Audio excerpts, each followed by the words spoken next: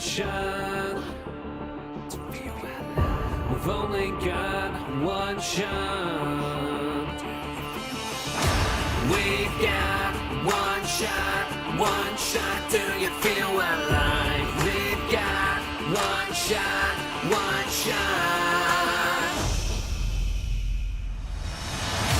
We've got one shot. Do you feel alive? Get in, get out. You know that we won't back down.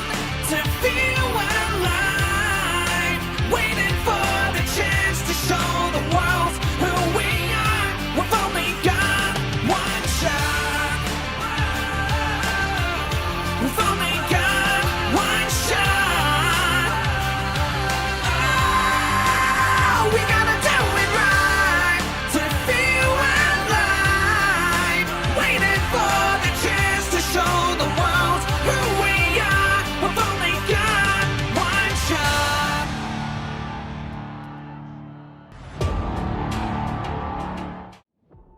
Well, good morning, good afternoon, good evening, and wherever you're watching in the world, welcome back to Creator Series. And the third round of the party heads to Singapore, where a former champion of the series is currently at the top.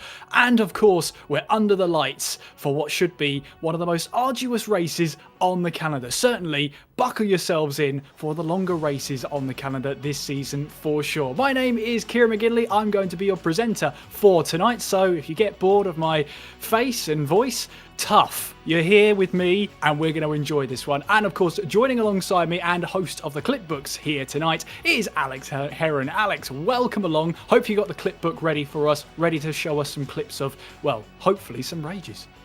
Yeah, I certainly do. I'm very much looking forward to Singapore. I certainly do love this track. It can be a long one, can be an arduous one, as you mentioned, but we have a pretty good wild card this afternoon as well. We do indeed, but all shall be revealed. You know, he says connivingly as we head towards then. And of course, we have ourselves our fantastic commentary team coming up very, very shortly in the likes of John Harris and Jake Sperry to take you through these races. But of course, it's going to be a fantastic one unfolding under the lights. Alex, give us a preview of what you think should come, because Razin at the top at the moment. Yeah, Razin at the top at the moment. It's been definitely a tight championship so far. Only 3 rounds in, of course. It's very early days here in the Creator Series. But with Singapore, anything can happen and usually does. It's happened many times in real Formula 1 and, of course, in Creator Series.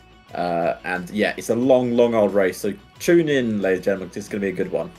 Grab the popcorn, because we're going to head over very, very shortly. The run of the show today, we've got a 50% sprint, which is predetermined grids, which we'll run through shortly. After that, it'll be a short qualifying session, which will decide the grid for the big boy race, the 100% race coming up. So to take you through the sprint, we're going to hand over to our commentary team of John Harris and Jake Sperry. Thank you, Kieran. And when it comes to great racing, you sit yourself down, you say, what is better than having rules? I argue you this here, John. No rules are the best rules.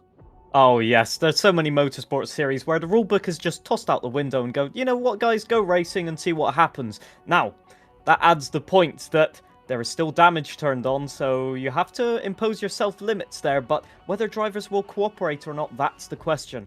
In my opinion, and here at probably Singapore, not. saying there are no rules, there are no track limits, it does mean you have to be a little bit creative, because it's not a case that you can straight line 3 miles over to the right like you're trying to find your Minecraft server's best friend's house. You're very much in a situation, John, where you're sat down going, right, I can only take a tiny cut here or a tiny cut there, but does it pay? Yeah, well, it's a bit like WRC track limits, isn't it? The obstacles define it. If you're hitting the wall, you're going to lose time or your front wing or both. So it's going to be a case of maybe even drivers trying to even jostle each other towards the wall. We'll have to wait and see.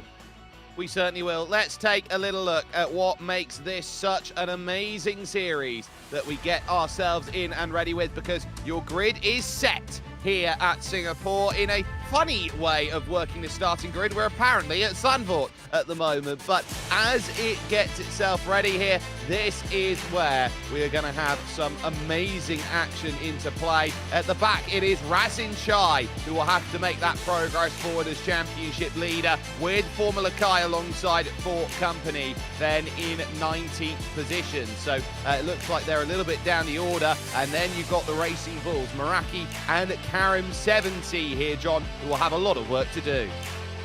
Indeed, they've got to just try and punch through the field. We'll have to wait and see whether they can do that. But of course, starting from the back, you always want to maybe stay back and see whether other people get incidents in the midfield. We'll have to wait and see how that pans out. But, people fighting for a championship, and of course the Haas drivers in Fratic and Team Marduk, two heavy hitters that always go in aggressively. So starting from the back, it might be a little bit of a case of opportunistic moves, perhaps, Jake. Does anyone want to say that Infratix's been demoted to the Ferrari Junior team then by that measure of metric? But at this moment, you've got that guy Vince and Safsho, the two Williamses, that will be going from 14th and 13th position. And then, of course, over to row number 6, where Lolanoba finds himself then in that 12th position. And Ricky 03 there, making sure that the Alpine will be trying to do everything it can to jump on the order. Top 10 then gets itself crested with the Aston Martins, and both anonymous men, Chappers F1 and Matty D13, 10th and 9th respectively, as over to 8th and 7th will come at the next look, where you've got Concept 7, who is in 8th, which is not confusing at all, and F1 Alex there in 7th position overall. That leaves the third row of the grid held by Ferraris, Matt 212, and Scotty Designs, by the way, 6th and 5th. And then over to the front two, where you'll see the likes of the Red Bulls out then in play, saying, what can you do? Tuki and JD Devil Noob are there in those Red Bulls, and that leaves just a couple of McLarens to try and jump through, which is Chesnoy Gaming and Leon Hammond 5, making up your front of the field. John, I am very much happy to see how this is going to be going forward, but as we know, this is now where you just have to sit back and enjoy what's going to come along next, because everybody knows that in a sprint format, just throw all rules out the window. We've done that already, so now it's going to be about how aggressive are you this early. Yeah, well, it's not the standard track for a sprint race, so I think everybody will be caught a little bit off guards there, and there's a few opportunities to overtake in the braking zones, but as you said, it's going to have a huge concertina effect. So you've got the I don't want to call them slower drivers at the front, but maybe less confident drivers on a track like this. You've got to stay alert on a street circuit, and so with that concertina effect, you can really have some problems, especially in lap 1. You argue as well here with this sort of reverse effort in terms of pace of the quicker drivers at the back to the slower drivers nearer the front, that there is always going to be this semblance, John, that those who don't have that much of an ability or an opportunity to hold on in terms of raw pace have the chance to when you've got the walls as your friends. Yeah, well, survival means points around here. It's such an attritional race. There's so many difficulties, including the curbs, obviously. Some corners are completely blind just after the Singapore Sling, for example. And, you've got elevation changes and bumps. It is a street circuit, as I said. So it's got to be one of those things where you have to be 100% at ease with your car, and if not, even on the length of a sprint race, it can be so difficult. And if you lose your traction, if you lose your braking zones, you can easily lose 2 or 3 positions in one corner. You can, and so I look around and say, what corners in a race like this do you want to be uberly aggressive with? You can take a very big, creative, wide arcing line now at turn 1 into turn 3 and extend that out into one corner. I look around then from that point onwards, and you really are pressed to struggle to find a place that works. I would argue 16 and 17 become really important, but outside of that, you don't have much of a cut at Memorial Corner turn 7, and, the Singapore Sling is pretty much done as it needs to be done anyway, so you can't really maximise that too much more either. Yeah, well, many people have tried to overtake in the Singapore Sling or get close to another car. George Russell, for example, didn't work out too well in 2022, if I remember correctly. So there's a lot of danger. I especially remember Lewis Hamilton and Felipe Massa, if I'm correct, or was it Mark Webber in 2010 at Memorial Corner, turn 7, and they just got just into each other's turning, basically, and broke each other's car. So it's really, really tricky to keep it clean, and you need that front wing. You need that downforce, you need the floor in tip-top condition, because, you know, otherwise you'll be just, well, skedaddling all over the place, for lack of a better term.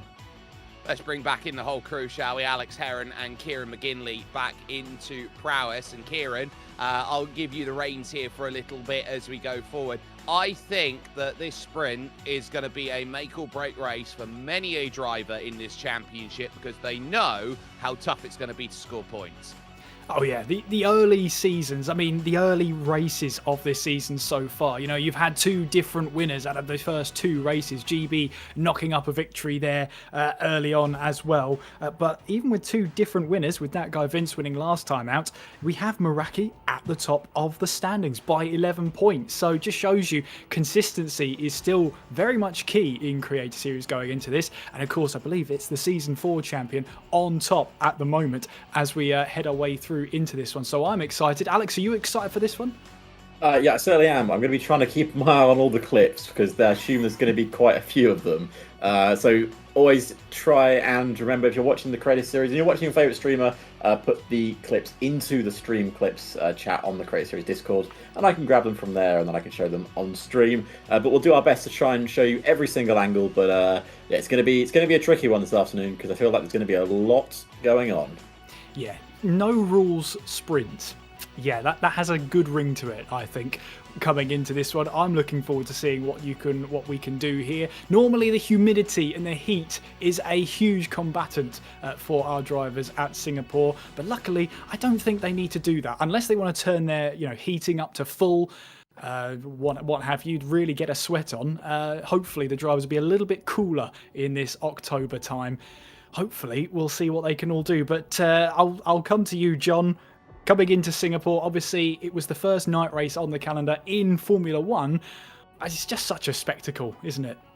Well, it was a huge innovation at the time. Nothing quite of the likes had been tried. There was quite a few issues with the lighting, actually, in that first Grand Prix, where the lights just were blinking all the time, power surges and all of that. Thankfully, everything to do with that has been solved, I think, around the track. But it's always that case of the temperature and indeed just the physicality of this track. You know, it's an anti-clockwise circuit, so the drivers obviously have their driving technique, and sometimes it can go a little bit amiss when you change the direction. And I know quite a few drivers that just struggle to adapt to the stop-start nature of the track. It's very difficult to just keep that extra 1% that you need when the walls are so close as well. So it's a very specific track, but also one that's so unique, and to be fair, I do like it. That might be an unpopular opinion. I mean, I do like it as well. It's one of the closest tracks you can get to an endurance in Formula One as possible. You know, the heat or the humidity is against you. You've got the track distance, the length of time, the safety car. I think it was not until last year in Formula One there had been a safety car in every single race. I think something up until 2023, 2024. Someone fact check me in the chat there, but I'm pretty sure it was in the mid-2020s that just stopped, which is just phenomenal. I mean, one safety car in 2008 probably doesn't get mentioned as much anymore, but hey, there you go. That's Singapore for you. They took away the Singapore Sling. They've also, in recent times, obviously, they've taken away that section that takes you underneath the grandstands, which was quite a bit of a spectacle, but I think, Jake, gives you a little bit, well, a much better braking zone in towards the back end of the circuit. Well, they initially let that area of the circuit go because they had to do roadworks at that section of road, so they made it one long continuous straight and said, you know what, we like it so much, we're going to keep it as the format. It does shrink the circuit down a little bit, but what it does offer is that third overtaking zone. The one thing you can say about this Singapore circuit that makes it difficult is that it doesn't have a dedicated straight section that you can truly, in these modern era cars, go through and, decide I can go through and get that place. It is tough to overtake here, so you have to craft overtakes in Singapore, and so having a third area where you can go and attack it there is now more of a chance to go and make those moves that's necessary, but it is still the second hardest circuit in the entire calendar to go and overtake at. I mean, just ask Felipe Massa over the bridge. Was it 2013, I want to say? Full opposite lock over the bridge as he then made the move in towards the hairpin. It is so tough to make the overtakes happen here. That's why our short qualifying session later on is going to be so difficult. But if you're Razin right at the back here in the sprint, Alex, you have got, 18 others ahead of you to try and punch your way through and try and get some valuable points. Just how difficult is that going to be right at the back here at Singapore? I think it's going to be very tricky. Obviously, with the no rules and no track limits, it's going to be interesting to see what kind of lines people are taking. But unlike a circuit which is a lot wider and a street circuit, it's going to be tricky to find those overtaking spots, as you mentioned. You did unfortunately mention my favourite stat of Felipe Massa getting past Bruno Senna on the bridge. I know our producer loves that fact as well. But we were,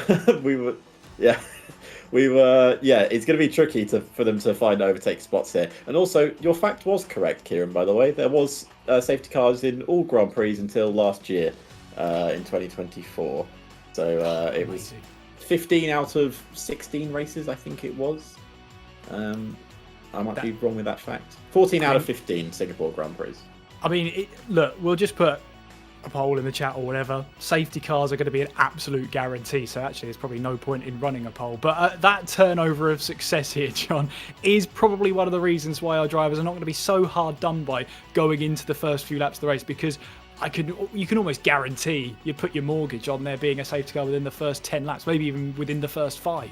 Yeah, well, starting at the back, I think a different tyre strategy maybe. Go for tyres that might be less susceptible to overheating, for example, in the last few laps. Try and get some positions at the end of the race, because as we talked about with that Sector 3 change, there's that overtaking opportunity at the end of the lap. It modifies the setup as well. You don't need as much downforce. It's still I'd say a medium downforce track. You want to compromise because there are some difficult corners like the Singapore Sling, so you want to try and take the speed, but who knows? It's one of those things where every driver will have to just study the person in front of them and see where their weak points are and try and get a move done. But, safety cars lead to safety cars. It remains true. And I think, definitely, if you see one person making a mistake, the problem is you get led into it, because on a street circuit, you have to follow the braking zones of the other cars. And if they make a mistake in front of you, you're following them straight into the barrier as well.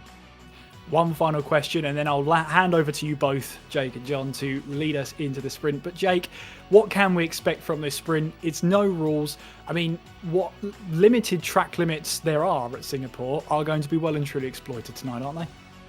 They will be. I expect those who have thought about this properly will run a car with higher ride heights compared to some of the others out there. They know that they've got some heavy curbs to bounce over, and if they're going to run it too low, they're going to really unsettle themselves over the curbs, and they're not going to be a factor in this race. So they are going to have to now open themselves up and say, Kieran, right, now's the time we're going to have to be a little bit clever about this, and you're having to build a setup for a set of rules that has never really been tried before.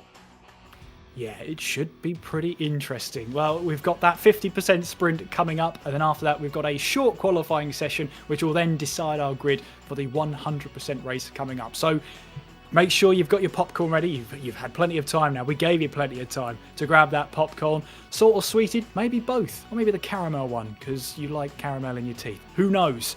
But whatever popcorn you've got, make sure it's ready and waiting to go. Without further ado then, from myself, Kieran McGinley, your presenter for the evening, Alex will be tuning in with the clip, but we'll be coming back periodically throughout the evening to bring you little tidbits and little stories. But with that being said, let's hand over to your commentary team in John Harris and Jake Sperry.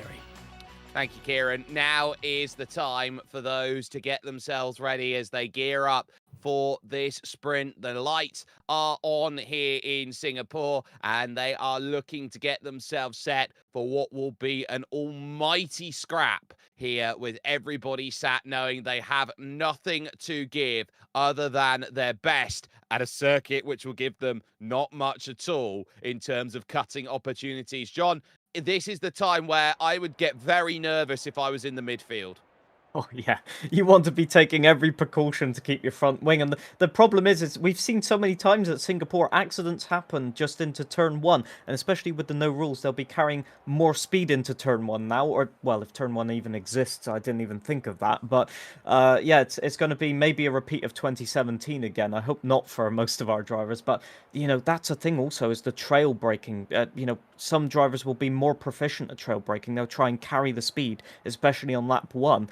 And, you know, if the driver breaks in front of you, there's not much you can do about it. So, caution is required. Will drivers go with that? Probably not. The philosopher in me comes out with that. If there is no turn one, does that mean there is any turn out there in terms of a race? That's something that we can debate over the course of that. Kira, that's one for you back there. But at least for the moment, as we get ourselves set and ready, those nearer the back now have nothing to lose and can be as aggressive as they like. Those at the front, I think, are going to be looking at everyone else's line going, oh, I really hope it's not me that's going to run into trouble. Help me. Well, there's one good thing is that it's not raining. That would have been the icing on the cake, as they say.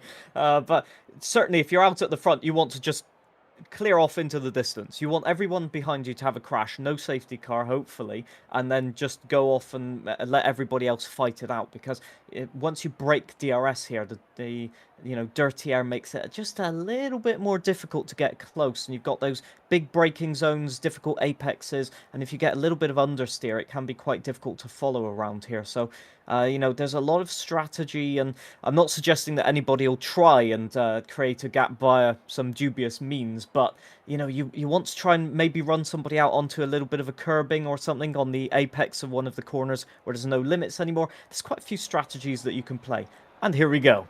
Yeah, so with no Liam Hammond, there's only the one car out there for the McLarens, being Chesnoy Gaming. They get themselves set on their formation lap, and they're in at the thrill of getting this sorted already. Now, look at that in terms of trying to understand what you can do on these formation laps. It might give a sense of where everyone's going to be aggressive and say, this is what we are capable of doing and how much we are able to cut. But you are going to have to drive a fine line right to the walls around here, and you've got to take that quite literally. Safsho here, making his progress, looking to warm up, and he is very much driving in Singapore. Look how dark the night sky is behind him.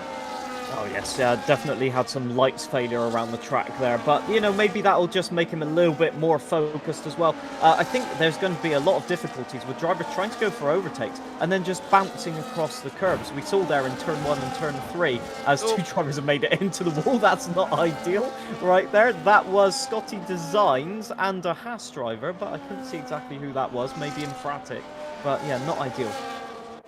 No, it's not ideal, and the big question is, why would you give away your cards if I'm cutting here on the formation lap? Maybe it's a dummy to say, I'm not cutting here. I'll cut here now on my formation lap and show you where I'll cut later on. One of the Saubers damaged in the wall there. That is Racing Chai finding out just how difficult this is over the Anderson Bridge and into the hairpin. And so you're finding that drivers are already overcooking it at the moment, and that gives you an indication of how hard they're going to have to work when the race hits its full fruition. Yeah, for sure. And I think going back to one of your points, maybe raising the ride height, how many drivers are going to figure that out mid-race and going, oh, I should have done that, and then regret it? I really want to see who's figured that out, because I think that might be a winning strategy. And difference in tyre choice as well. Some of the people at the back going for the hard compound tyres, hoping that the mediums will overheat and just lose all of their traction. Three drivers electing to use the hard tyre. Safsho, Tiamat Marduk and Formula Kai are those all pushing. We wait on Racing Chai and one of the Racing Bulls there, Karim 70, to hit his box markers and get himself set. 5 lights will get ready. Just the 10 laps in this sprint to get things sorted. It's going to be frantic as we get ourselves going. Jump starts are plenty because there are no rules, and we are underway. And we've got one backwards. JD Devil Noob, wrong way, son, wrong way. Matt 212, then to the front with that jump, because of course with no rules, it doesn't matter. Everybody is alert to it, and it's Matt who's got the clearance. Tiamat Marduk second, and Karim 70 up to third.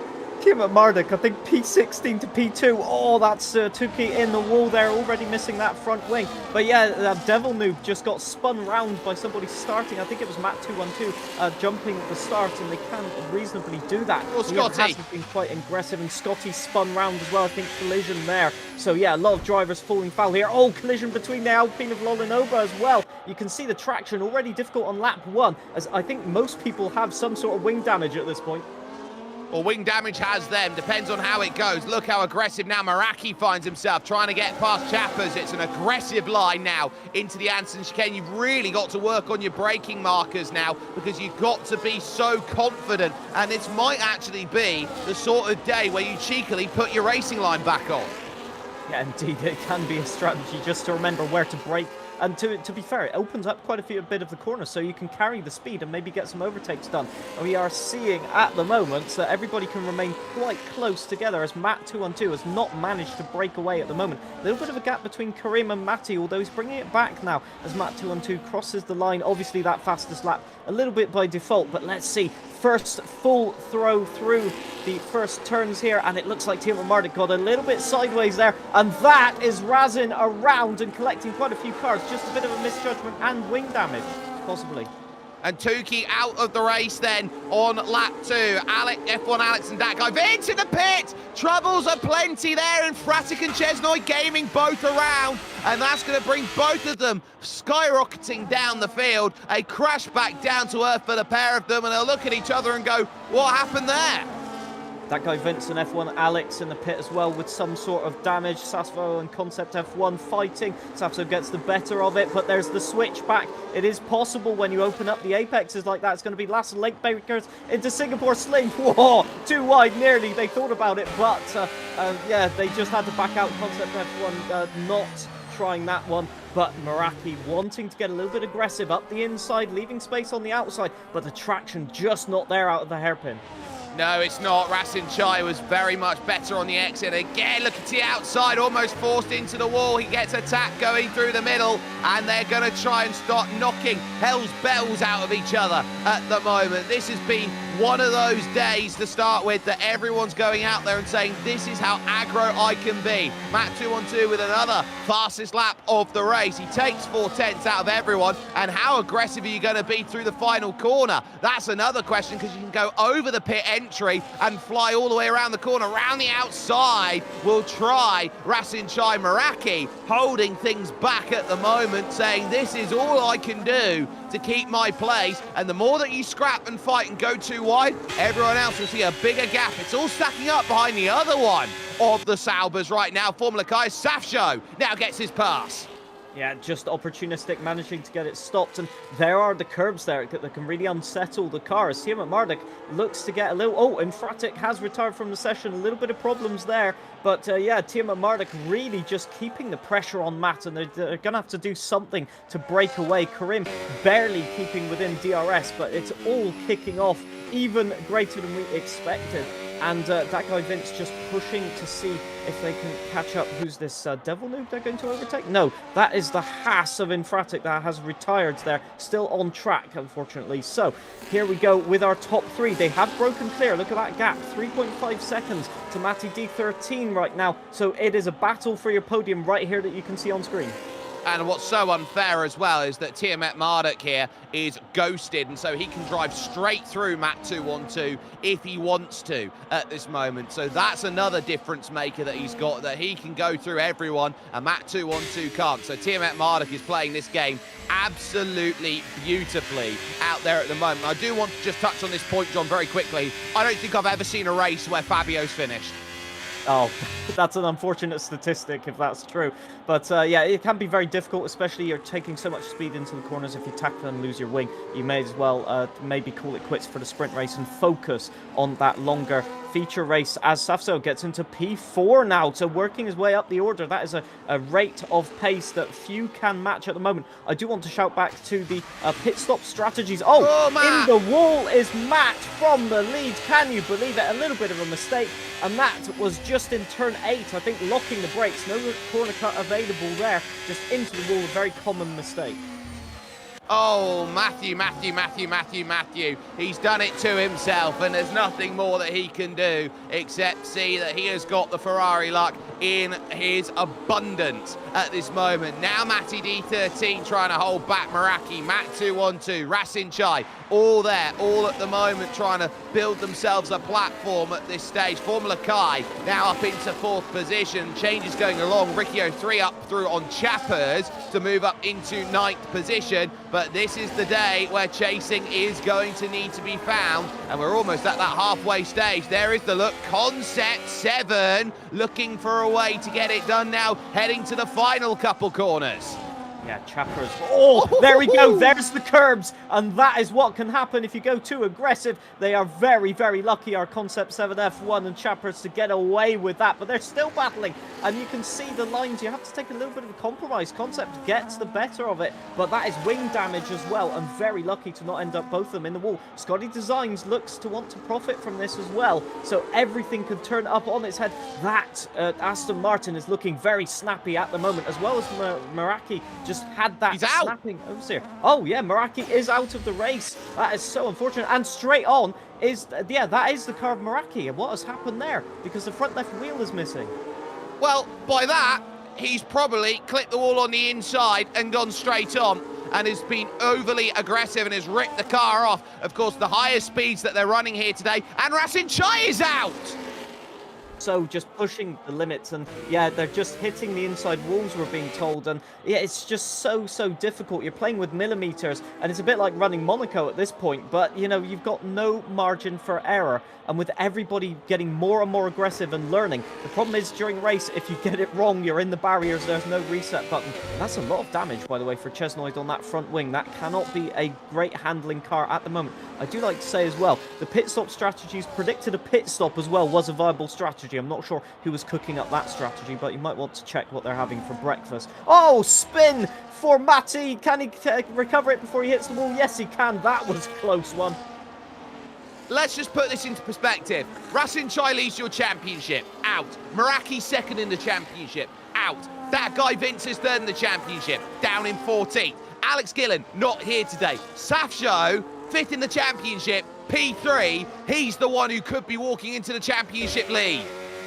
Yeah, and at the moment, all he has to do is keep it on track. I mean, a gap of 3 seconds. I mean, look how aggressive they're being on the curbs even now. But yeah, you kind of just got to settle in. And I tell you what, Safso, I will say, has been probably one of the least aggressive drivers at the moment, and has just profited, as we said before the race, of everybody else making the mistakes. And then he's just grabbed the positions. I mean, he's just keeping it very smooth, not going too aggressive with the curbs, taking the obvious cuts, but just remaining on track. Team up Mardik and Karim have been very aggressive, but now that they've got the clear track, they can afford to just back it off a little bit. But people like Matty and Scotty Designs battling, they have to go all out, and that is where you take the risks. That is where you potentially get all of the bad consequences.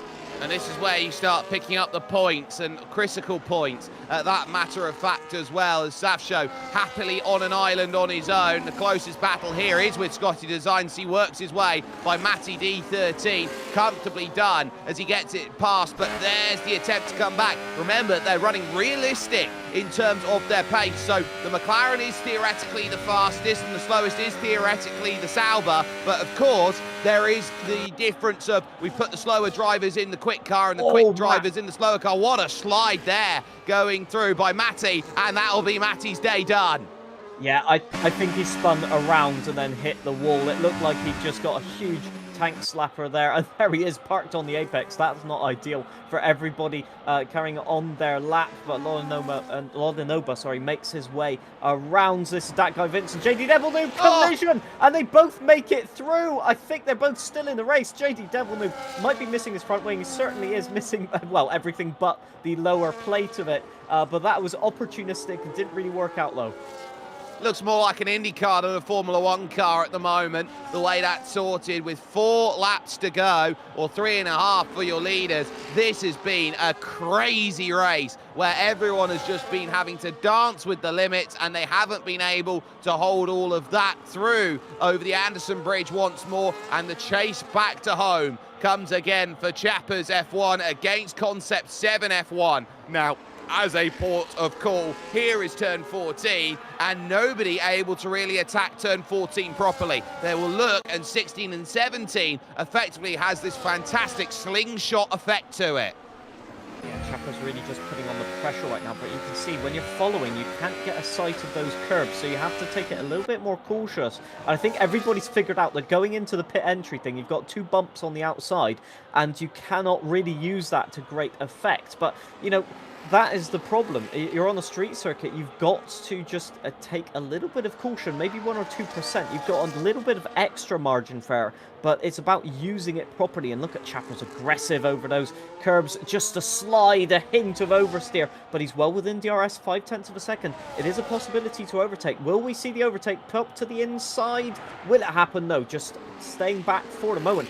But Concept had a lot of understeer there. And up the inside, Safzo has retired from the race. I think has hit the inside like everyone else on the Singapore At the Sling. Singapore Sling. So he's been caught out, he's been too aggressive, and suddenly this becomes a day of nobody wants some points. Who's still in this race right now? Because Infratic's out, GB68's not here. Formula Kai's going to be the driver who picks up the most from this.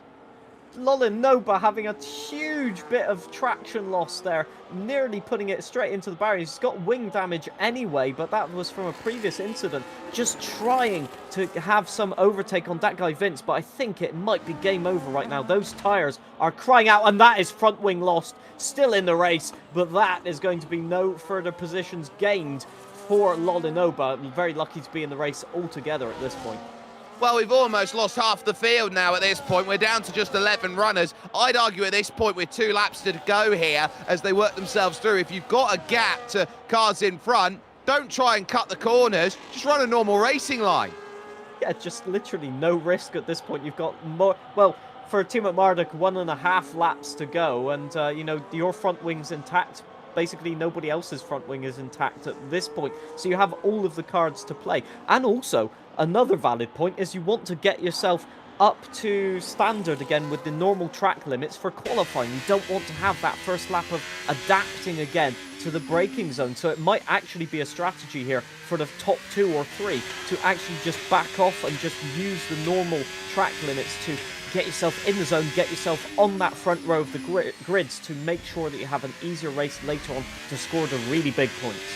Lolanova exercising his right to a one-stop strategy then, goes on to a new front wing and a new set of tyres before jumping back out and away again. So soft tyres, he's going for a fastest lap, and I wonder here in this sprint whether a bonus point will come in for it if he can get them up to speed quick enough, because that last lap will now start for Tiamat Marduk, who has got himself that 5.5 second lead at the front, with Karim 70 in second position and Formula Kai, who's going to be now in third place, picking up the places where everyone else thought they had a chance here, John, but now don't.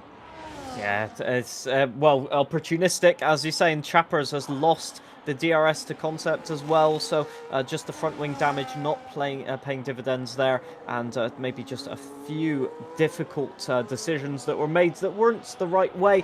But here we go, Scotty Designs and Ricky are battling. Oh, up the outside, Scotty Designs. That's a little bit of damage for one of the cars, more end plate loss, but that is hugely aggressive. No way they make it through this turn. Oh, maybe the Alpine in the barrier. No, they still make it through. Scotty Designs around the outside. Can he get it done? Yeah, no traction to be found. Both of them traction loss. That's Ricky in the wall. I can't believe it. They were tandem drifting, and it's Ricky that comes out with the most damage, with the most reason to curse that. And through goes Concept and indeed Chappers as well. A tough day for those. Ricky dropping points late, but someone who will not be dropping points now is Tiamat Marduk. He's got one flick through the chicane to go and work himself out, and on a day in which you need all the cheese in the world, he's the one who sits on the cheese pile. Tiamat Marduk comes to the line and takes the sprint. Karim 70 will come home second, and Formula Kai is the one who will pick up the most in terms of championship effort. He's third. Matt bins himself over the line. You only need the car to make the end of the race. For Matt, it's a good recovery drive, to be fair. Scotty Designs does get that P5. It will be Concept in P6 after a race-long battle with Chappers as well. Ricky, so unfortunate with that spin around there with P8. That guy Vince will be happy to get a few points in P9. Chesnoid really just having the damage at the start of the race. It hasn't really worked out. That guy Vince confirms that P9, but it's a long gap to Chesnoid into Lolanoba now. And remind yourselves, Lolanoba on those fresh tyres could grab himself an extra point. Well, how aggressive is he going to be on this last lap? Trying to push to the line. Chesnoid Gaming here will have a very comfortable finish in the McLaren, the sole McLaren here today of P10, and ultimately he gets his finish sorted in the barriers on the outside. And then here comes Lolanoba, absolutely throwing it, glances the wall once there on the right hand side, and he's got to be very careful about doing that round the final corner with all the grip in the world, and a fastest lap as he crossed the line, so he'll steal that away. But there is your winner, Tiamat Marduk. John, my. I mean, what can you say? Just managed to profit from all of that chaos at the start, and he gets the reward with Matt making that mistake. Consistency pays off in the end, but definitely Karim and Formula Kai also two people making up a huge amount of positions, and you have to say that this might end up just adding a little bit of spice into the normal race, with everyone wanting to sort of get a little bit more aggressive and wanting to make amends for the sprint race. They certainly will do, and the confirmation of result then is over on your screen right now. A day where many could not find what they wanted to in the sprint. We got a lot to try and trundle our way through with what is coming up, so I think it's about the right time here, John, to hand back over to your fantastic duo of Alex Heron and Kieran McGinley. Yes, thank you very much, Jake. Yeah, that was a heck of a sprint race, wasn't it? Absolute heck of one. We've got plenty of clips to go through, Alex, as well. What didn't happen in that race? I guess we should start at the start. Yes, we certainly have some good starting clips, so I will get started with these now. If we can have a look at the clips. It's all good. Our producer is slightly struggling, but we accept it. It's okay. We're going to start here with Raz and Shy's start. Now, I didn't watch this start. I thought he had a really good start, and then I realised he jumped the start.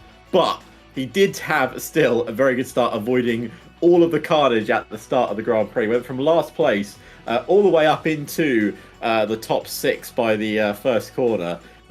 Just the concentration of the lines was absolutely madness in the first. And actually, on the inside here of the man who started on pole, Mr. Chesnoid Gaming, made a sell after P6. So good start there from Razin. The one who got a better start was Mr. Tiamat Marduk, who also jumped the start, avoiding Safso, and then avoiding this strange incident that happened in front, which we'll have a look at in a minute, involving Matt and JD Devil Noob. As you can see, Ben very aggressive on those hard tyres at the start. Considering how cold the tyres are normally, it's very impressive that he made that start as well as he did. And this is the start that we all want to see from JD Devil Noob, who started on the front row. The lights went out, the Ferrari behind him went, and the car and JD did not go. And JD, unfortunately, getting himself spun around at the start there. So that is a little bit of a shame from JD Devil Noob.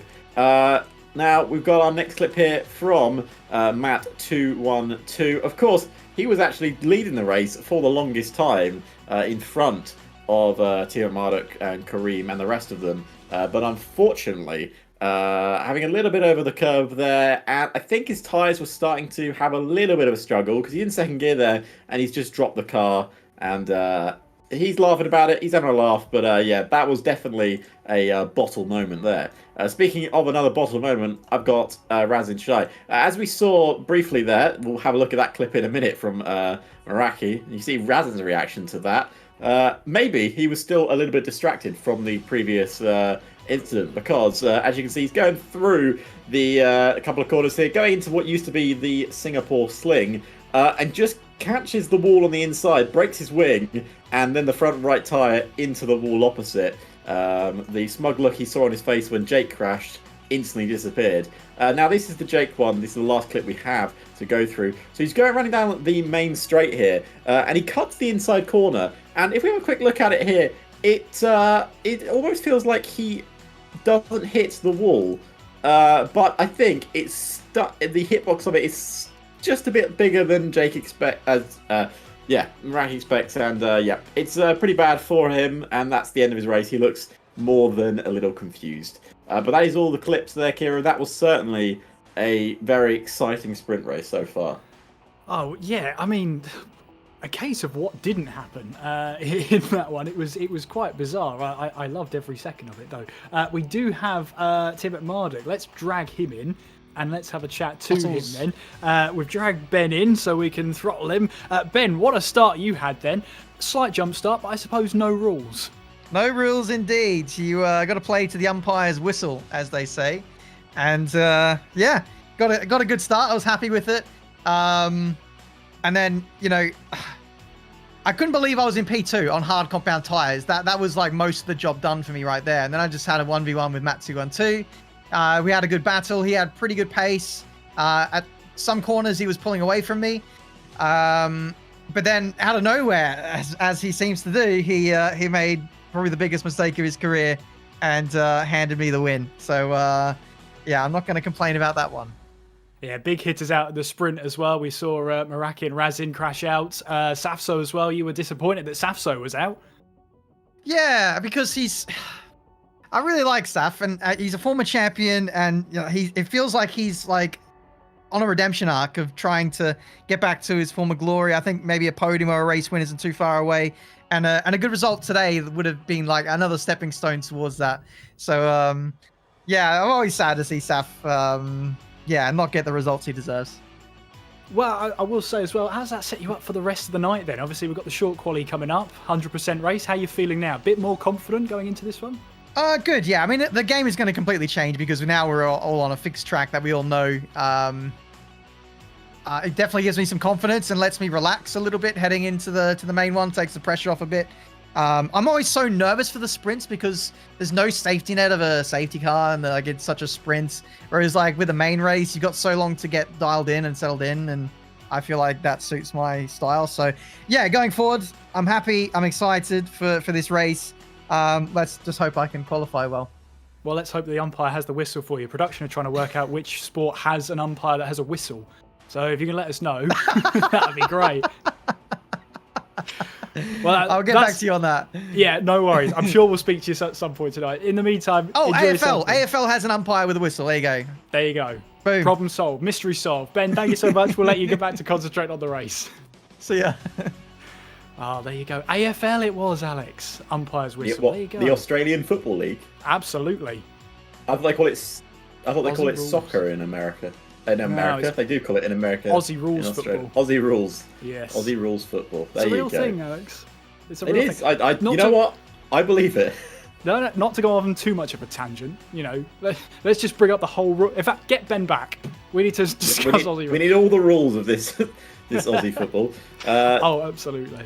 Well, the sprint race was... back, don't we? No, the sprint race was certainly exciting, and I think it sets up nicely for the main race here, Kieran, because as Ben mentioned there, we'll bring in the rest of the commentators. Why not? Let's bring in the two that did actually commentate on the Grand Prix.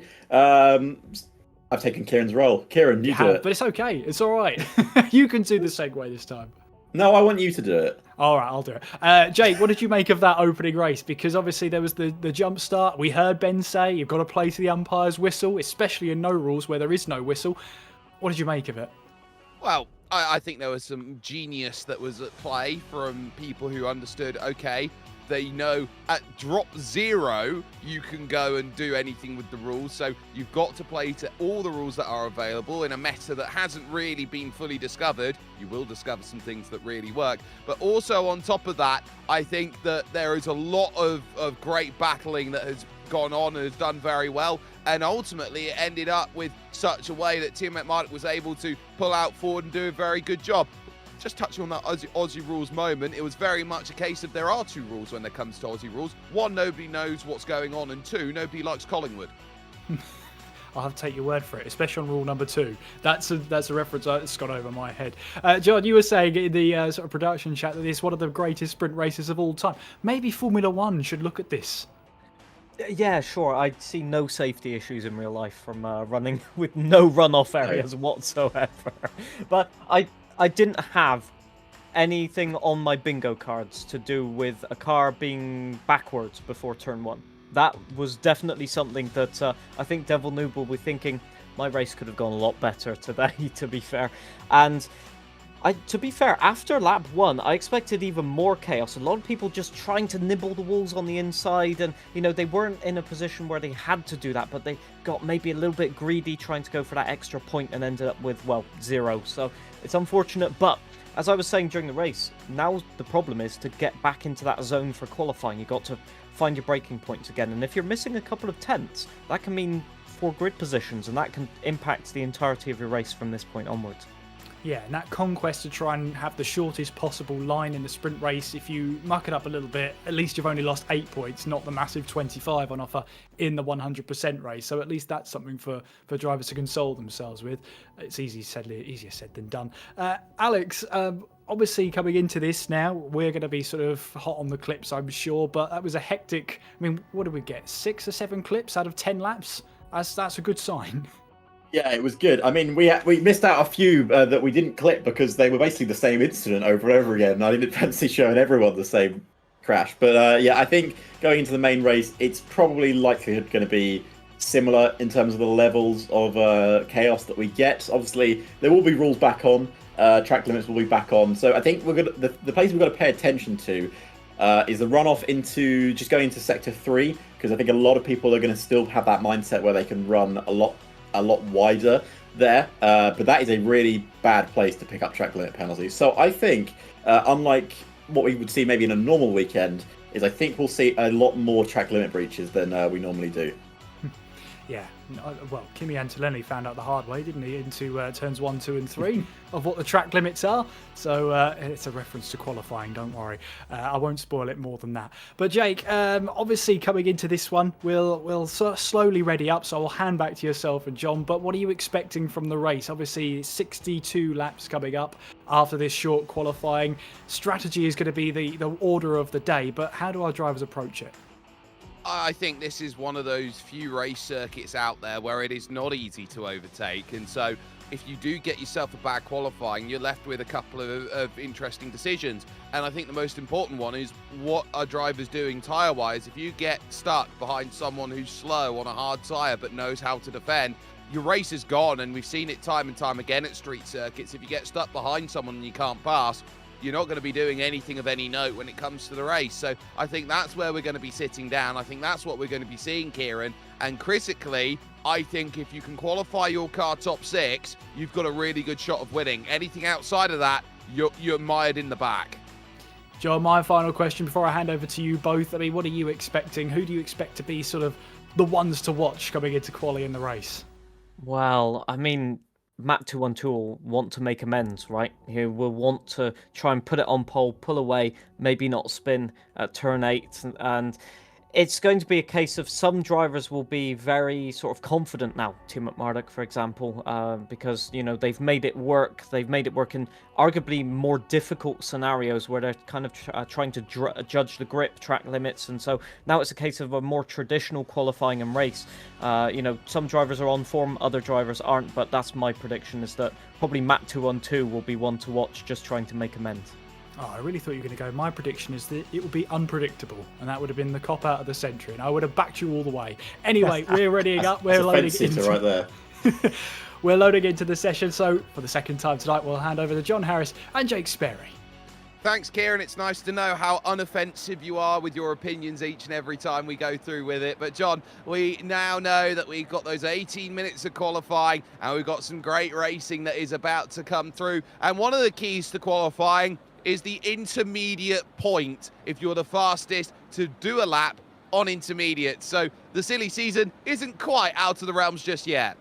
Nope, and everybody going out. So you've got to register your time before the 12 minutes have elapsed. If you go across the line after that, it does not count. So a lot of drivers will be wanting to at least get 1 point on the board. You know, if your sprint race hasn't gone well, at least you can redeem yourself by doing something. Also, a very important point is that they can use this lap to get a sighter in for the track limits again, for the limits of grip, or indeed some of the nasty habits they might have picked up with no rules. So, you know, this is an opportunity to just get a little bit more acquainted, and I'm sure that, no drivers will want to go amiss to get that extra point, and Safso really testing the limits of grip already.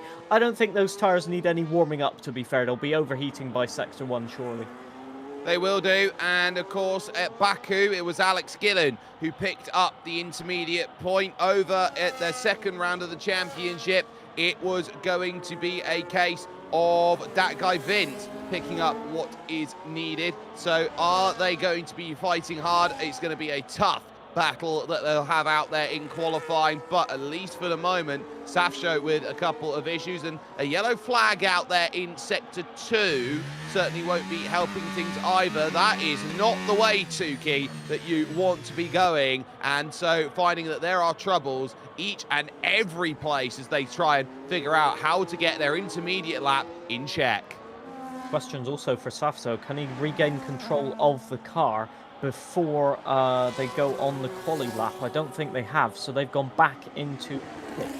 So that's unfortunate. They will have to either go out on another set of inters. I don't think they'll be using them much during the race, so it is a possibility, and you still do have time barely.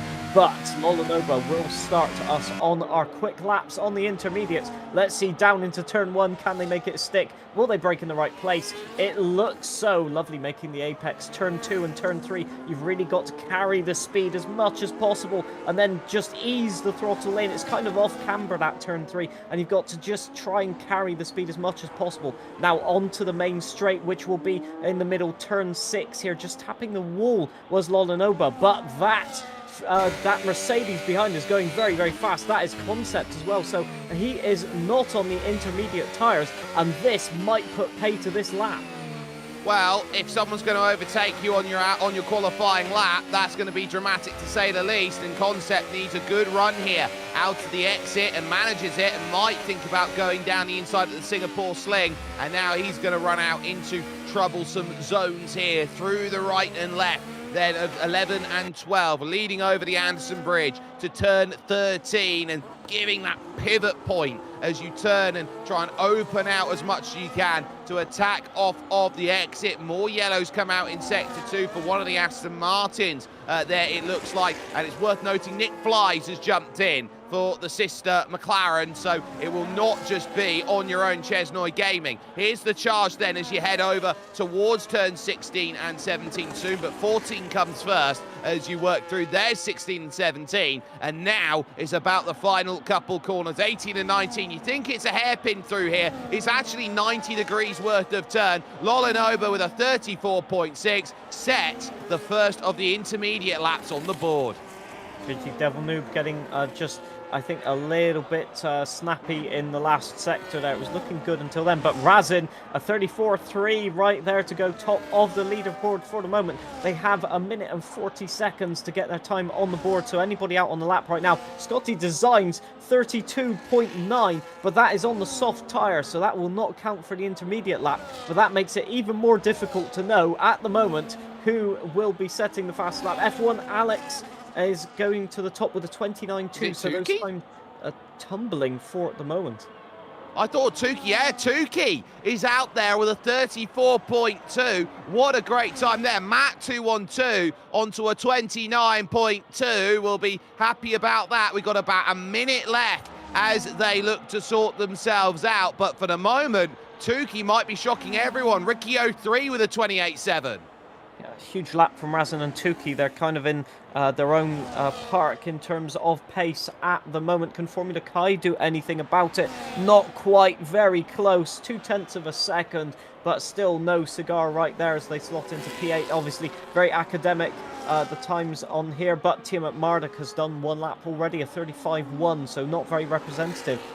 Can they do anything to improve on that? Safso coming out on another set of intermediates, just trying to get it through. But you've also got to look at the time right now. They've got 25 seconds. I don't think Safso's going to make it.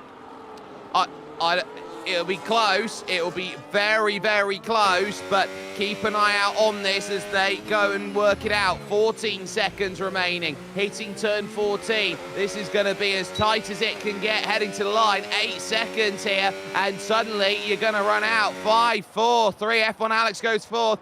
2, 1. Sorry, you're not going to make it in time. I'd put that as Tukey on the pole, or getting the extra point, so to speak. Yeah, I think Tukey would be very happy to put it on pole with the intermediates. But yeah, now they'll have to come in, fit some dry tyres and go back out. Anybody out there now on the intermediates is only doing a sighter lap, and even if they do cross the line, it will not count, sadly, for them. So a lot of drivers getting caught out on this first stage of qualifying, and as Razin has decided he needs a little bit of a reset, so hopefully no technical issues going on there.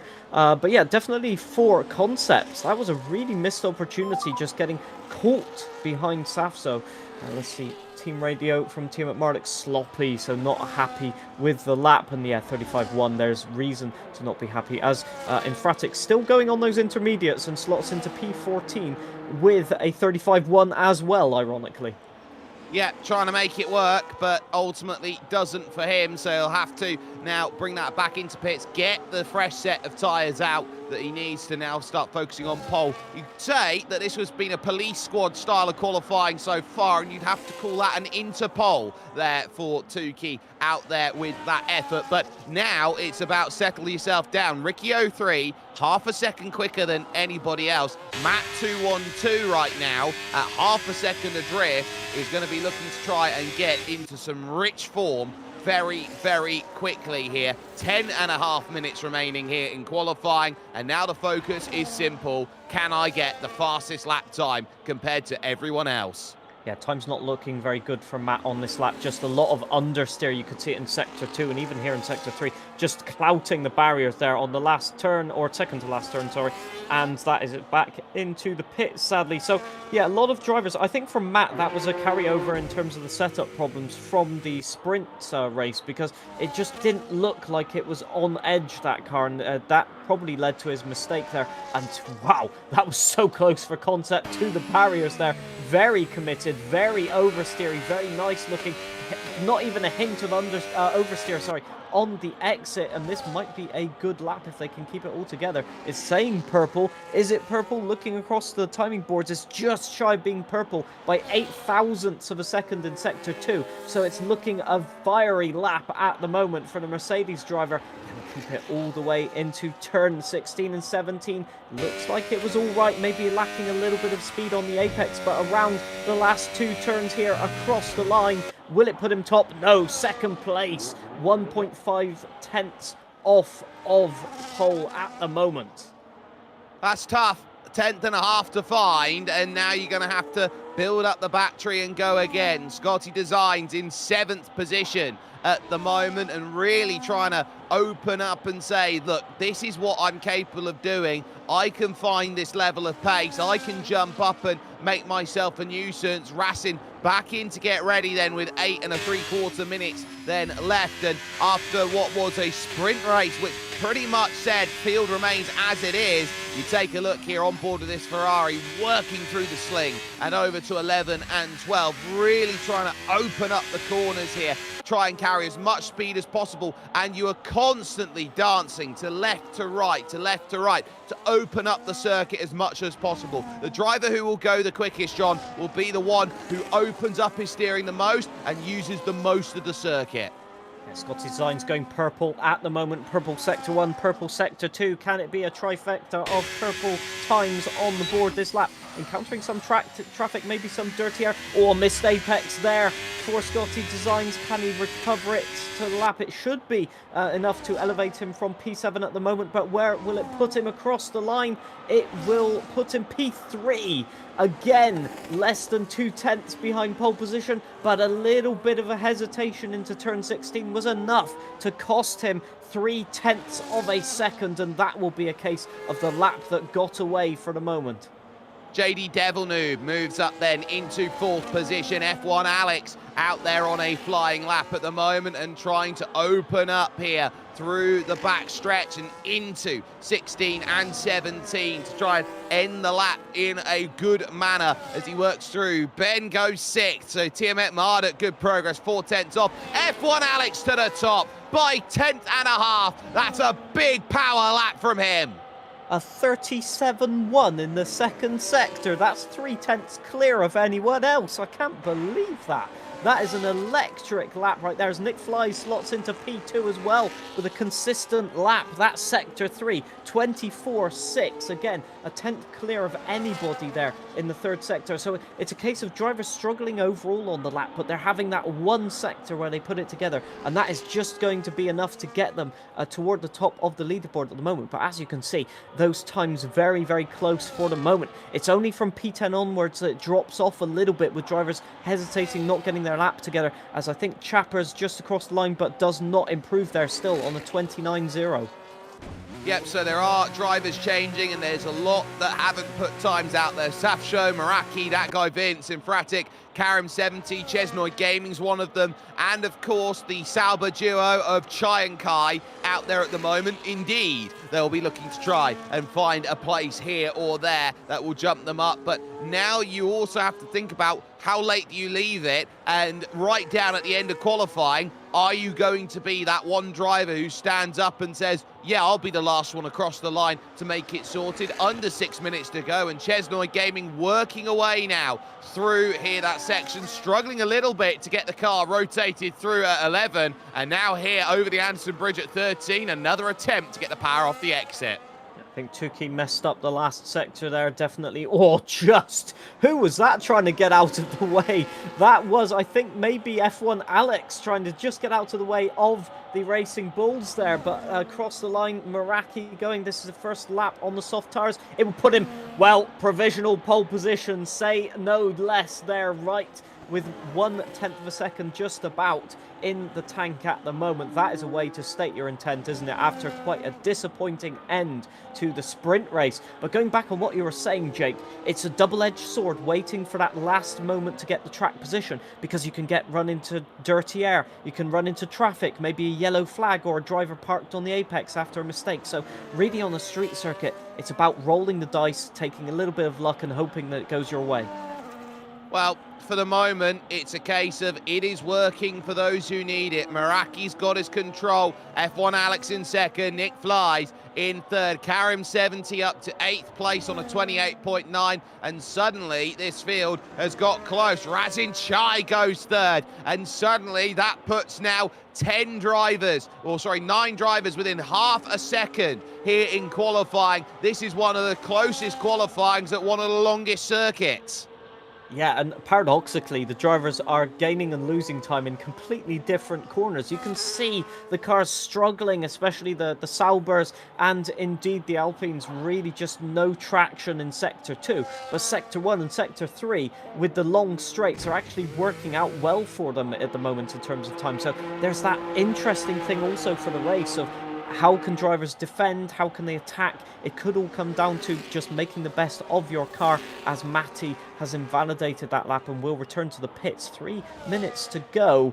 It's starting to get a little bit late to come in for a fresh set of tyres, as Razin has invalidated as well. I think he's just pushing right now to get back to the pits. A lot of drivers leaving it late when it's a 1:29, we'll call it 1:30, possibly about 150 out lap if you're not trying to push the tyres. So yeah, you need to be in the pits right now changing, and if you don't want to get into that treacherous zone where you might not make it around the lap, you need to be starting to think to exit the pits right now, as many drivers still in the pit lane actually.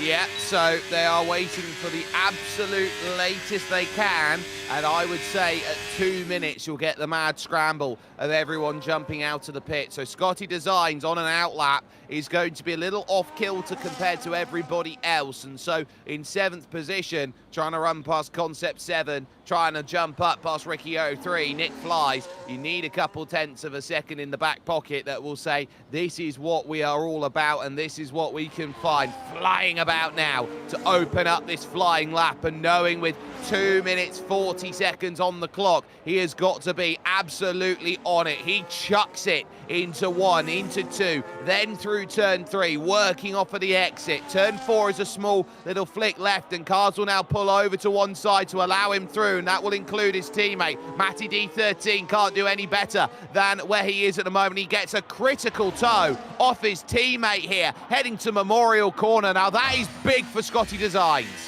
Yeah, just looking at the times here, just a tiny bit off on Sector 1, but we'll have to wait for that Sector 2 time. Nicely rotated into Turn 8, no signs of problem there. The car very, very stable over the curves. Look at that, Turn 9, not a problem whatsoever. Now the Singapore Sling, how fast do you dare to go? Not over the curb. A lot of people have been aggressive, but not a bad situation there as he's able to open up Turn 11 and 12 there. Now into the hairpin. How much do you dare take speed into there? Very neatly actually done. And let's have a look at the times then. A couple of tenths down in Sector 2, but it's still looking like it might be an improvement on P7. We'll have to wait and see as everybody getting warmed up now. But Scotty Designs will be the first person to get their last lap in. Only 3 turns to go now. Yep, and he's got to nail these, well, 4 turns technically out there, because 16 and 17 are there. And finally, it's turns 18 and 19, and he has to pin the car down, crossing the line. P5, 28.6, was able to gain a couple tenths of a second, but that's just a couple tenths of a second. He needed 2 more. Yeah, it was so unfortunate. The first split was great. It was right on target for pole position. Only a couple of thousandths slower than the best at the moment. But just losing a tenth in both sectors after that. Maybe just a little bit too conservative on the brakes. As now we've got Tukey as well brushing the barrier near enough at the start of the 3rd sector. He's going to get a little bit of a toe as well from all of these drivers. Now the problem is here. All of the drivers are starting their laps now, and that's going to create dirty air and a distraction for your eyes as you go into turn 16, 17, turn 18, turn 19 as well. With the dirty air, can they do anything to improve their positions? P18, it will be P2 at the moment.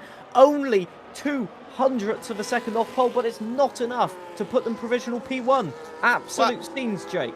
Well, you're going to need another lap, and you're not going to get it when you're stuck in the traffic and you've burnt the battery. So I think for Tukey, this is going to be one out of in vain rather than anything else. Everybody is over that needs to. Only Matty D13 can't cross. So final car to the line will be Chesnoy Gaming. All things said and done. Checkered flag is out at the moment in qualify, so now just watch out for everybody here at the moment. That guy Vince down in 9th position at the moment. Infratic will go no better than 18th. Safshow will be looking for a good time, and he's a bit laid back at the moment as he tries to figure out if he's got what it takes. The hand comes up to say it's 4th and only 4th with a 28.5, 28.6 from Matt 212. Good enough for the 4th row of the grid at best. Here comes Ricky 03 to pole. 28.431. Critical lap that has got it over the line. JD Devil Noob can't find anything. Can Nick Flies jump himself up even further? He goes to 7th. Then with that effort, no chance of improvement for Lolanova, who jumps into the pits. It's invalidated for F1 Alex as well, so he won't improve. So now it goes to Karim 70, who absolutely smashes pole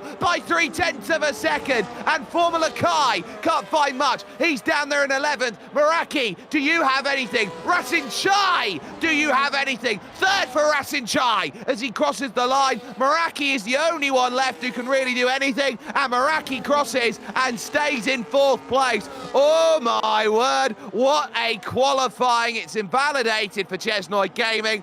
Karim 70 with a thunderbolt from the blue. Well, what an amazing qualifying session. Just looking at sector times and that last minute, incredible stuff for that guy Vince. Sector 1, he was 2/10 clear of anybody else. Then Karim was a 10th clear in sector 2 of anybody else. That has put him in pole position, although it was a great lap. But disappointing for Safso. He went 2/10 of a second clear in sector 3, but the sector 1 and 2 times weren't good enough, and that has put him back in P7. So again, just drivers struggling at different points in the circuit. But look at those times. P2 to P, well, looking down the order, P14 covered by basically 0.3 of a second. That is going to set the race up for a, well, just absolutely astronomical battle. What a qualifying effort we have seen. If you took Karim 70 out of it, you'd have 13 cars split by 0.3 of a second to say what a qualifying that we have just had. John, I think the key's going to be you're in that mid-pack. Anybody from that mid-pack has a chance of picking up a podium now. Yeah, I mean, with times that close, you've got to think about things like tire wear. Have you got the right setup for that? Think about your car's strengths. Do you have good straight line speed or good cornering, good traction? You're going to have to think about all of those things when you don't have a pace difference, because around the street circuit, you maybe need 4 to 5 tenths in terms of difference to get a clean overtake. So it's going to have to come down to either strategy or indeed those difference in cars. And, Singapore, high tire wear, difficult on the tire temperatures. So it will all come down to who can keep it a little bit chill, a little bit cool, in terms of the temperatures and in terms of the mindset. And that mindset is going to be critical. We'll hand you back over for the next couple of minutes over to Alex Heron and Kieran McGinley. Thank you very much, Jake. Yes, absolutely heart-stopping qualifying in that one, but Karim gets pole position by 0.3 of a second. What a lap from Karim there. And I'm just having a look at his chat there saying, this better be clipped, this better be shown by Creator Series. We're working on it, don't you worry. Alex, I'll start with you, because that is a mega, behind Karim, 0.3 of a second from second down to, I think it was 14th place. This is going to be a mega race. It certainly is. It's been a fantastic qualifying session. Shout out to Ricky03 as well, by the way, putting it on the front row, and for a very small amount of time, almost thought he had pole position. Had a fantastic reaction to his second place. With, I believe, I heard Mr. Hayden Gullis say, Ricky, you don't need the McLaren, over his voice thing there, which I thought was quite funny. But it's going to be a very interesting race. Now, from what I've seen, unfortunately, it doesn't look like we're going to get some Singapore weather. It's going to be dry throughout today's proceedings, which is very upsetting. But we will probably have a 2-stop strategy by the looks of it, and could also see a 3-stop strategy from some drivers. I mean, the order of the day is how many safety cars there's going to be, isn't it? Because it's all well and good saying, it could be a 2-stop strategy.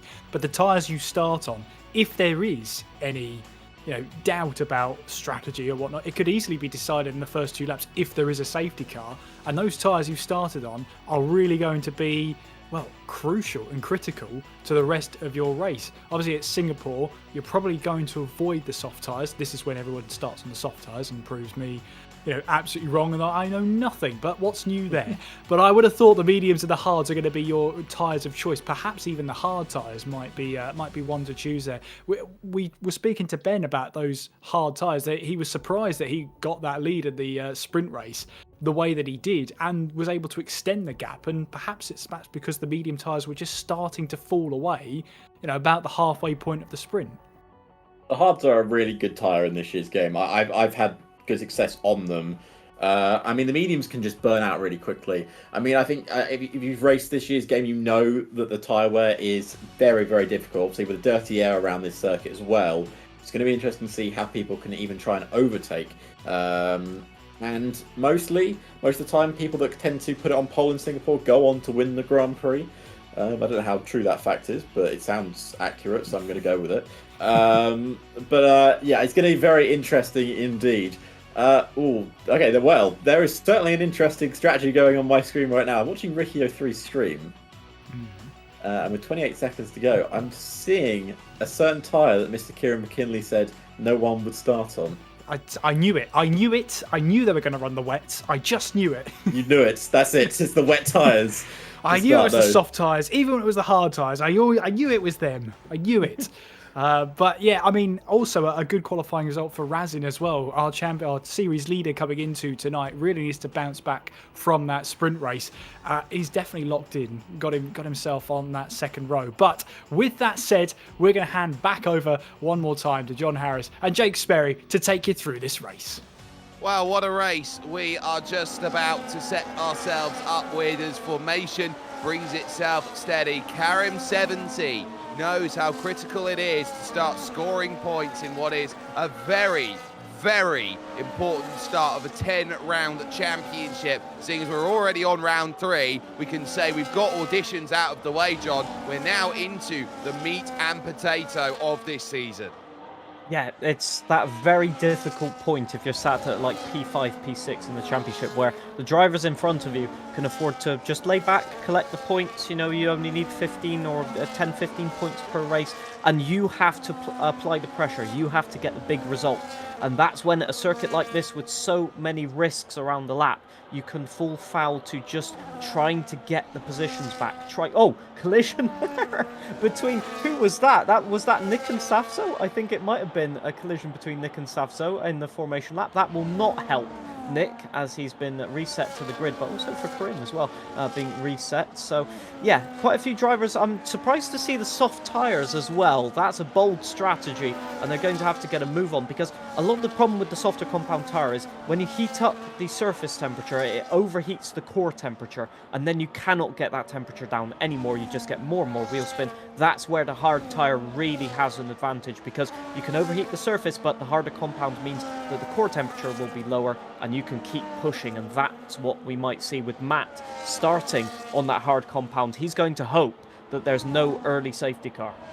JD Devilnoob is a professional streamer, knowing that his face was out of focus there because of all of the Fanatec gear that he's got on the front right of his shot there, so he gets himself set and ready. But with Ricky 03 and Rasen Chai electing for soft tyres, they're trying to break past Karim 70 on the opening lap and build as much margin as possible. Matt 2-on-2, the only driver to start on the hard compound tyre today, and then you've got Tiamat Marduk and Formula Kai also on softs, looking to try and make that work. Whee! There goes Matt 2-on-2. That's one way to get the heat into the tyres, by spinning them around, and you can't afford to do that too much because you'll put a lot of wear into them. We wait on you, Matt, to get into your grid stall, and then we will be set and ready. He pulls right up to where he wants to, and the field is now set. It's a full-on race now of 62 laps. Who is going to say that Creator Series is there? Lights on in Singapore, lights out at Singapore. Karim 70 gets a good start, so too does Rasen Chai from third position. Immediate covers off into turn number 1. There's the contact immediately. Ricky 03 goes round, yellow flags come out, and it's carnage. Yeah, Matt's been collected in that as well, so the hard compound tyres has not worked out. Formula Kai collected. He made a great start up the inside, but it has not worked, and that is going to be a virtual safety car deployed. So it neutralises the action, but the damage has been done for Matt, for Ricky, for Formula Kai, and for Concept 7 F1. It's such a disappointing start for them, as yeah, people sorting themselves out in terms of track position. Quite a few cars were still off track when that virtual safety car was caused, and that might cause a little bit of problems here as drivers just trying to figure out who is meant to be ahead of whom, and now it looks like they've got it sorted out. But does anybody have wing damage? There was quite a bit of contact there, and it was indeed the yes. Oh no, Matt's got damage on the front there. A disappointing start, and that means also that those hard compound tyres, he's going to have to get those off and go in for a little bit of a repair in the pits.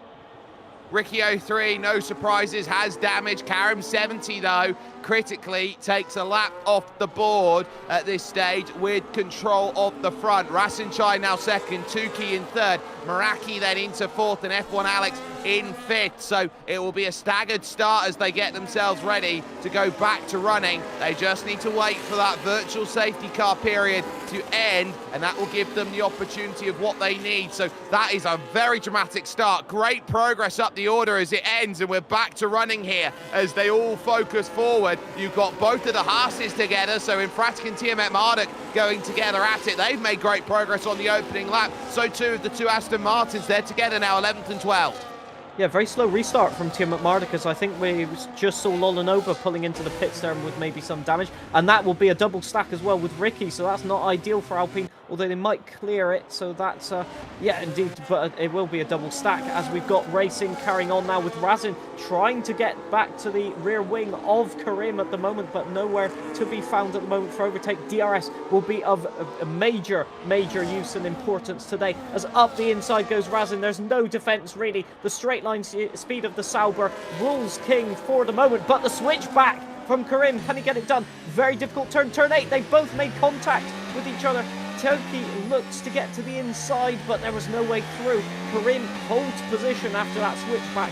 What great racing from the front two. Well, Karim 70's not going to let this one go easily. Rasin Chai might have the better tyre, might have the better grip, might have the better top speed because of it, but Karim's not going to give this one up without a fight, and they're not going to have DRS here until lap 3 because of the action that has gone on with the virtual safety car. So that will be worth keeping in mind too as they work themselves around. Rasin Chai wants places, wants to start building margin, but Karim 70 knows that if he keeps Rasin Chai under lock and key, he's not going to do anything of very much out there in this race. On the brakes, then they go underneath the motor, underneath the freeway, as they work themselves now to the final couple corners here of 18 and 19, and now on towards lap number 3. The fastest lap starting to rain on in as Tiamat Marduk now sets the fastest lap with a 33.6. Everybody in line into 3.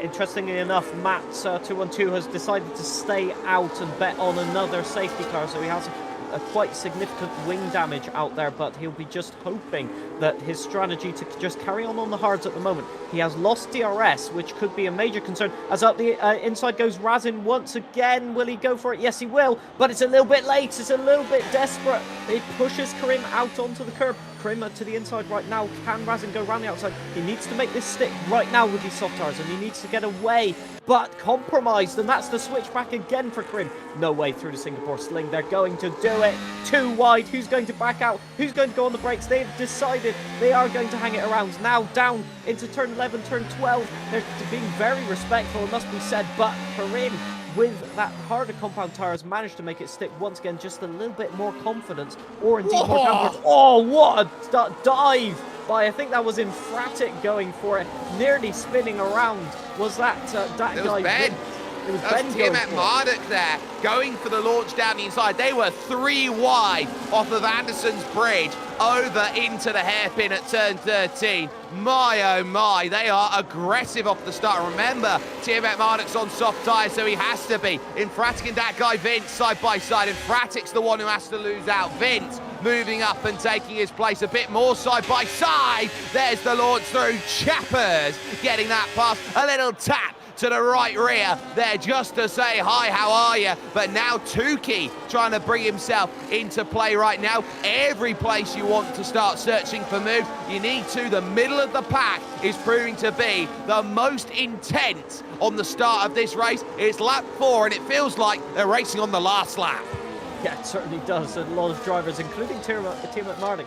I thought he'd go a little bit more cautious into this race, but he's certainly wanting to get the position. He was a little bit wide into turn 3. This time Razin does not get the overshoot speed on that crucial turn 5 before the straight, and that means that Karim is clear through the Singapore Sling this time, but the front two pulling away a little bit. Maybe Tukey getting a little bit of understeer in the dirty air as everybody line astern for the moment. The question has been raised though, how long can Razin carry on those soft compound tyres? That early safety car will have helped him, but it's not the be-all end-all as Tiamat Marduk up the inside there could not get the traction on Savso, but Savso left the door wide open. It will be compromised now as they go side by side. No, round the outside, surely not. No, the door is slammed well shut, but those soft tyres still working. Oh my, can Tiamat Marduk now find it? DRS will certainly help, and on the brakes into that section, he overcooks it, and he's got to be careful on the exit now. Safsho's going to get it back, and Benjamin Daly, you need to stop being so aggressive. Yes, you've got the tyres, but you'll burn them so quickly then through the early stages, and that's what we're seeing now. Again, it's going to be Vince trying to look down the inside. He's going to get the angle here at turn 3. Ben leaves him not much there, so Tiamat Marduk's doing what he can to try and hold this place up, and now to the inside, he can finally confirm it back once again. Chappers will be back Lost into the DRS. middle of this, but it's settle down and find your rhythm. And here comes another case of that guy Vince to try and make that happen. Another surge down to the inside, and they're going to tangle. And it's just about clear. It's Chappers' turn to go to the outside. Very tough to do around here, out of Memorial Corner into turn 8. And suddenly it's Scotty Designs in trouble now. Matty D13 in P13. Matty's not going to have the overshoot. What a disastrous strategy, I think, from Team at Marduk, just using too much battery. And then he was on the recharge into turn 1. That guy Vince tried up the inside, and they just tripped over each other. And they've lost the DRS to Safzo. That is crucial if there isn't another safety car, because it's so difficult to get that speed. As Nick Fly's just looking to battle at the moment with F1 Alex. He has the inside, so it's not going to be an easy overtake. That McLaren will have the grip.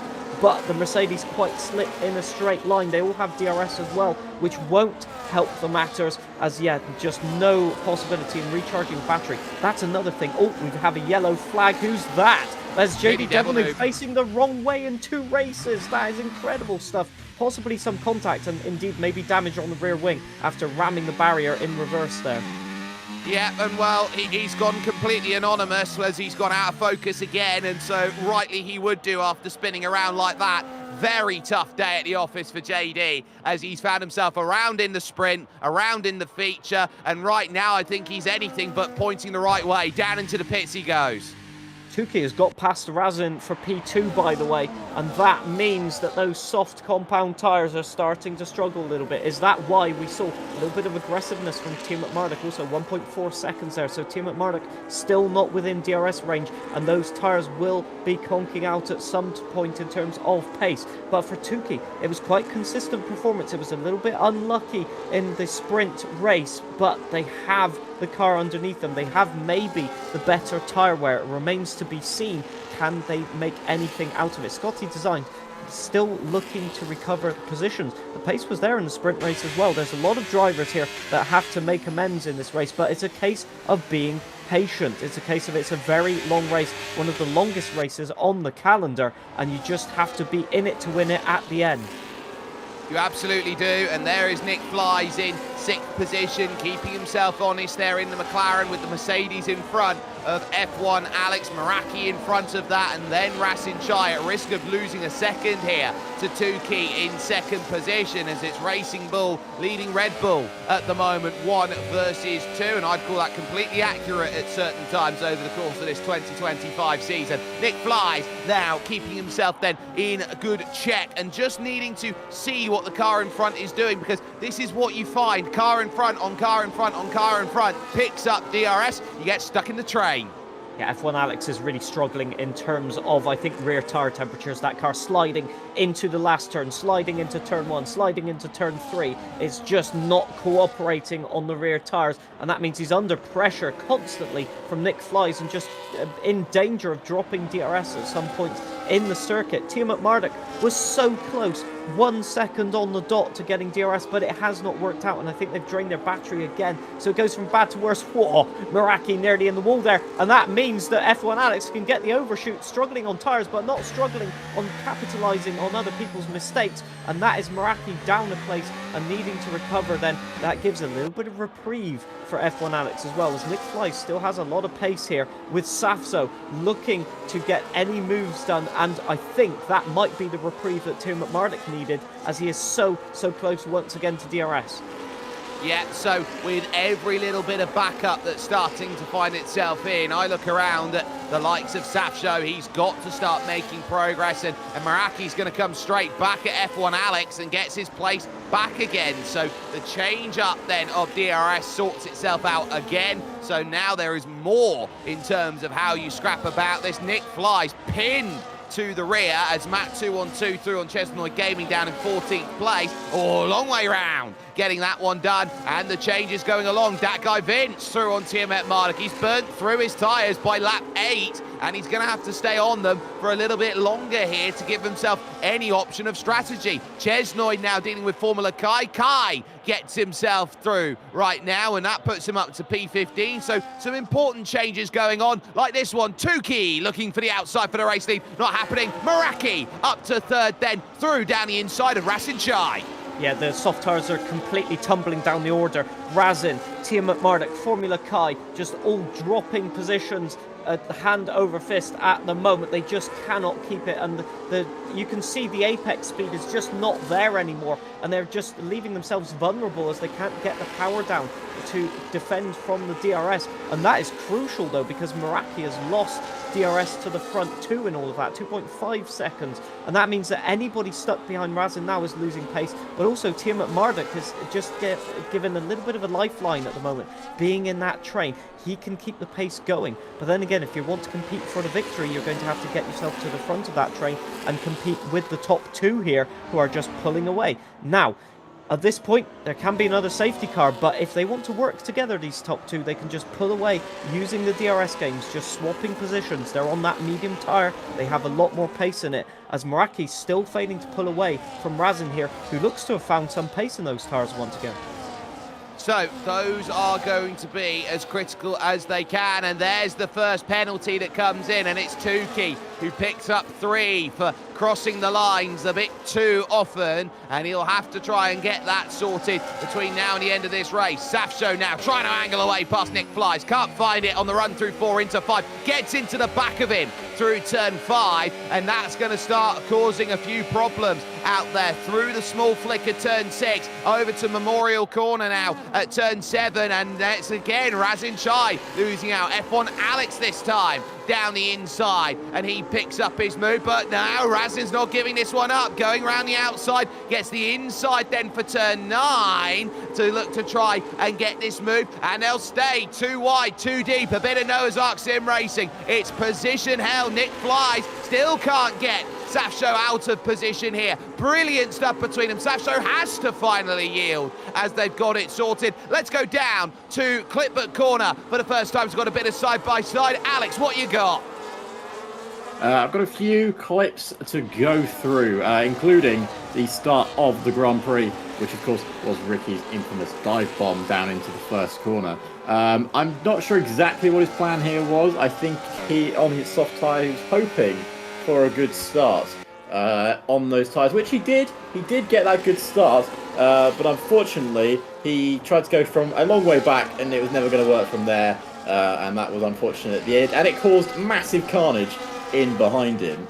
And then we got Ben's lovely overtake here on lap 3. You saw it, obviously, going onto the Anderson Bridge. This is, I don't know if you guys know, where Felipe Massa got past Bruno Senna a few years ago on the bridge. Down the inside, lovely move. You can actually see Ben's reaction to it. It's like he's never made such a good overtake in his life before. He really enjoyed that one. And the last one I've got is you were mentioning, of course, John, about the about Razin's position loss there for second place, and you were spot on. Those soft tyres were on their last legs. Look at that rear end snap there going through the corner, nicely held by Razin Chai, but just on the limit there for the Kick Sauber. But that's all I've got for you at the moment, guys. Back to the Grand Prix racing. Yeah, and we're seeing Razin Chai in struggles then at the moment, because F1 Alex is finally through, and it's very much a case of all aboard. Jarno Trulli, John, would be proud of this train. Yeah, unfortunately so. 2 seconds lost to everybody who has overtaken Razin in the last 2 laps. So he's just dropping pace even more and more. And the problem is with that overheated tyre, the problem is with that worn tyre, is the more you ask for it, the worse the problem gets. You're overheating now. If you try and turn into the corner aggressively, of more heat added to the tyre, try and add some traction to the tyre to get a good launch, even more overheating problem. So the only way you solve that is to come into the pits. Now, what Razin is hoping, what Razin is expecting is Race a lead. safety car as Yev to the race lead. I was just about to say, Tukey just going on the offensive here on Karim, but Karim knows a little bit better. He's going to fight this one cleverly and maybe get the DRS. Yeah, DRS games happening here, I can guarantee you that. As Razin just trying to get the inside, just trying to force Tukey into a very uncomfortable situation, and contact through turn 5. Meraki coming into the order as well, as he's only 2 seconds back, as Karim retakes P1 with that clever DRS tactic. Tukey will have to try something else to get past Karim. Well, Rasin Chai under pressure now. Here comes Nick Flies to the inside at Memorial Corner, and at the moment, it's a case of everyone's trying to immortalise themselves there. Long way round, tries Nick, and he'll get the inside for the next corner with so much more downforce to play with, and he still can't quite get it all sorted because as they go, it's Safsho who's got eyes full of grandeur but can only watch as Nick Flies again can't quite get the place that he wants. They attack aggressively then through the chicane, looking over the Anderson Bridge. Is there any looks at the hairpin? No is the answer to that, and look at that concertina.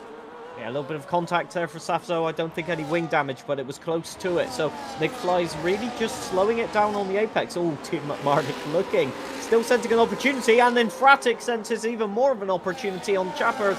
But can he get it done? It's going to be DRS Train. It's going to be who wants to drain all of their battery, as there was a little bit of contact between two drivers. In Fratic closes the door, and that means that Scotty Designs is up the inside as well. Disaster for Chappers as he loses 2 positions in 1 corner. Into the pits, Team McMardick, the first driver to pit on the regular timings, on the regular tyre wear schematics, and that will probably be for a set of hard tyres at this point in the race, as Nick Flies has a concertina of Williams behind him as well. So the Williams in the Civil War behind, but they just scuppered their overtaking opportunity for both of them. Well, I think both of them need the Duracell bunny to help them out to get through, because at this stage, they're jumping up all over each other but can't get any forward progress. Here's the launch again from Nick Flies, who will command the outside turn inside as he gets himself the pass done finally on Rasin Chai. Took him 2 laps and he drops 2 seconds. F1 Alex is now 6 seconds back of Meraki, who, get this, has caught your leaders. Yeah, just some infighting. Karim just driving defensively, I think. And that has given a lifeline to his teammate for this race. And it's going to be a difficulty to drop anybody that gets within DRS. You're seeing that with Rasin.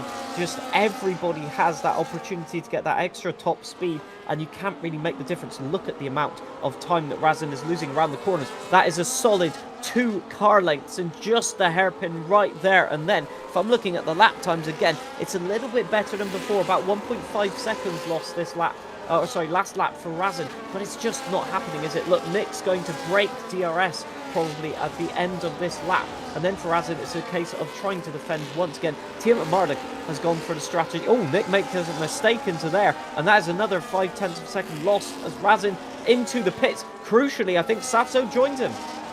Yeah, that's a big call to come off of a medium tyre at the same time as a soft. So Safsho was saying, I'm getting held up, I'm going to follow what Rasin does and move my strategy. So this a very important part of the race for Safsho, as he will look down to the penultimate box, try and get himself a set of hard tyres on before jumping off and away again. And as that critical jump is there, critically Rasin Chai is back out ahead, and Rasin Chai, by the looks of it, has gone to a medium. Yeah, probably betting on the safety car at that point, but that's a bold play. You want to be probably And on Ben's the got the law. Well, yeah, I mean, that is incredible strategy play there. He was at least 10 car lengths back, about 1.5 seconds at least, so that is a huge strategy play. Just spotting the opportunity with everybody being the same pace.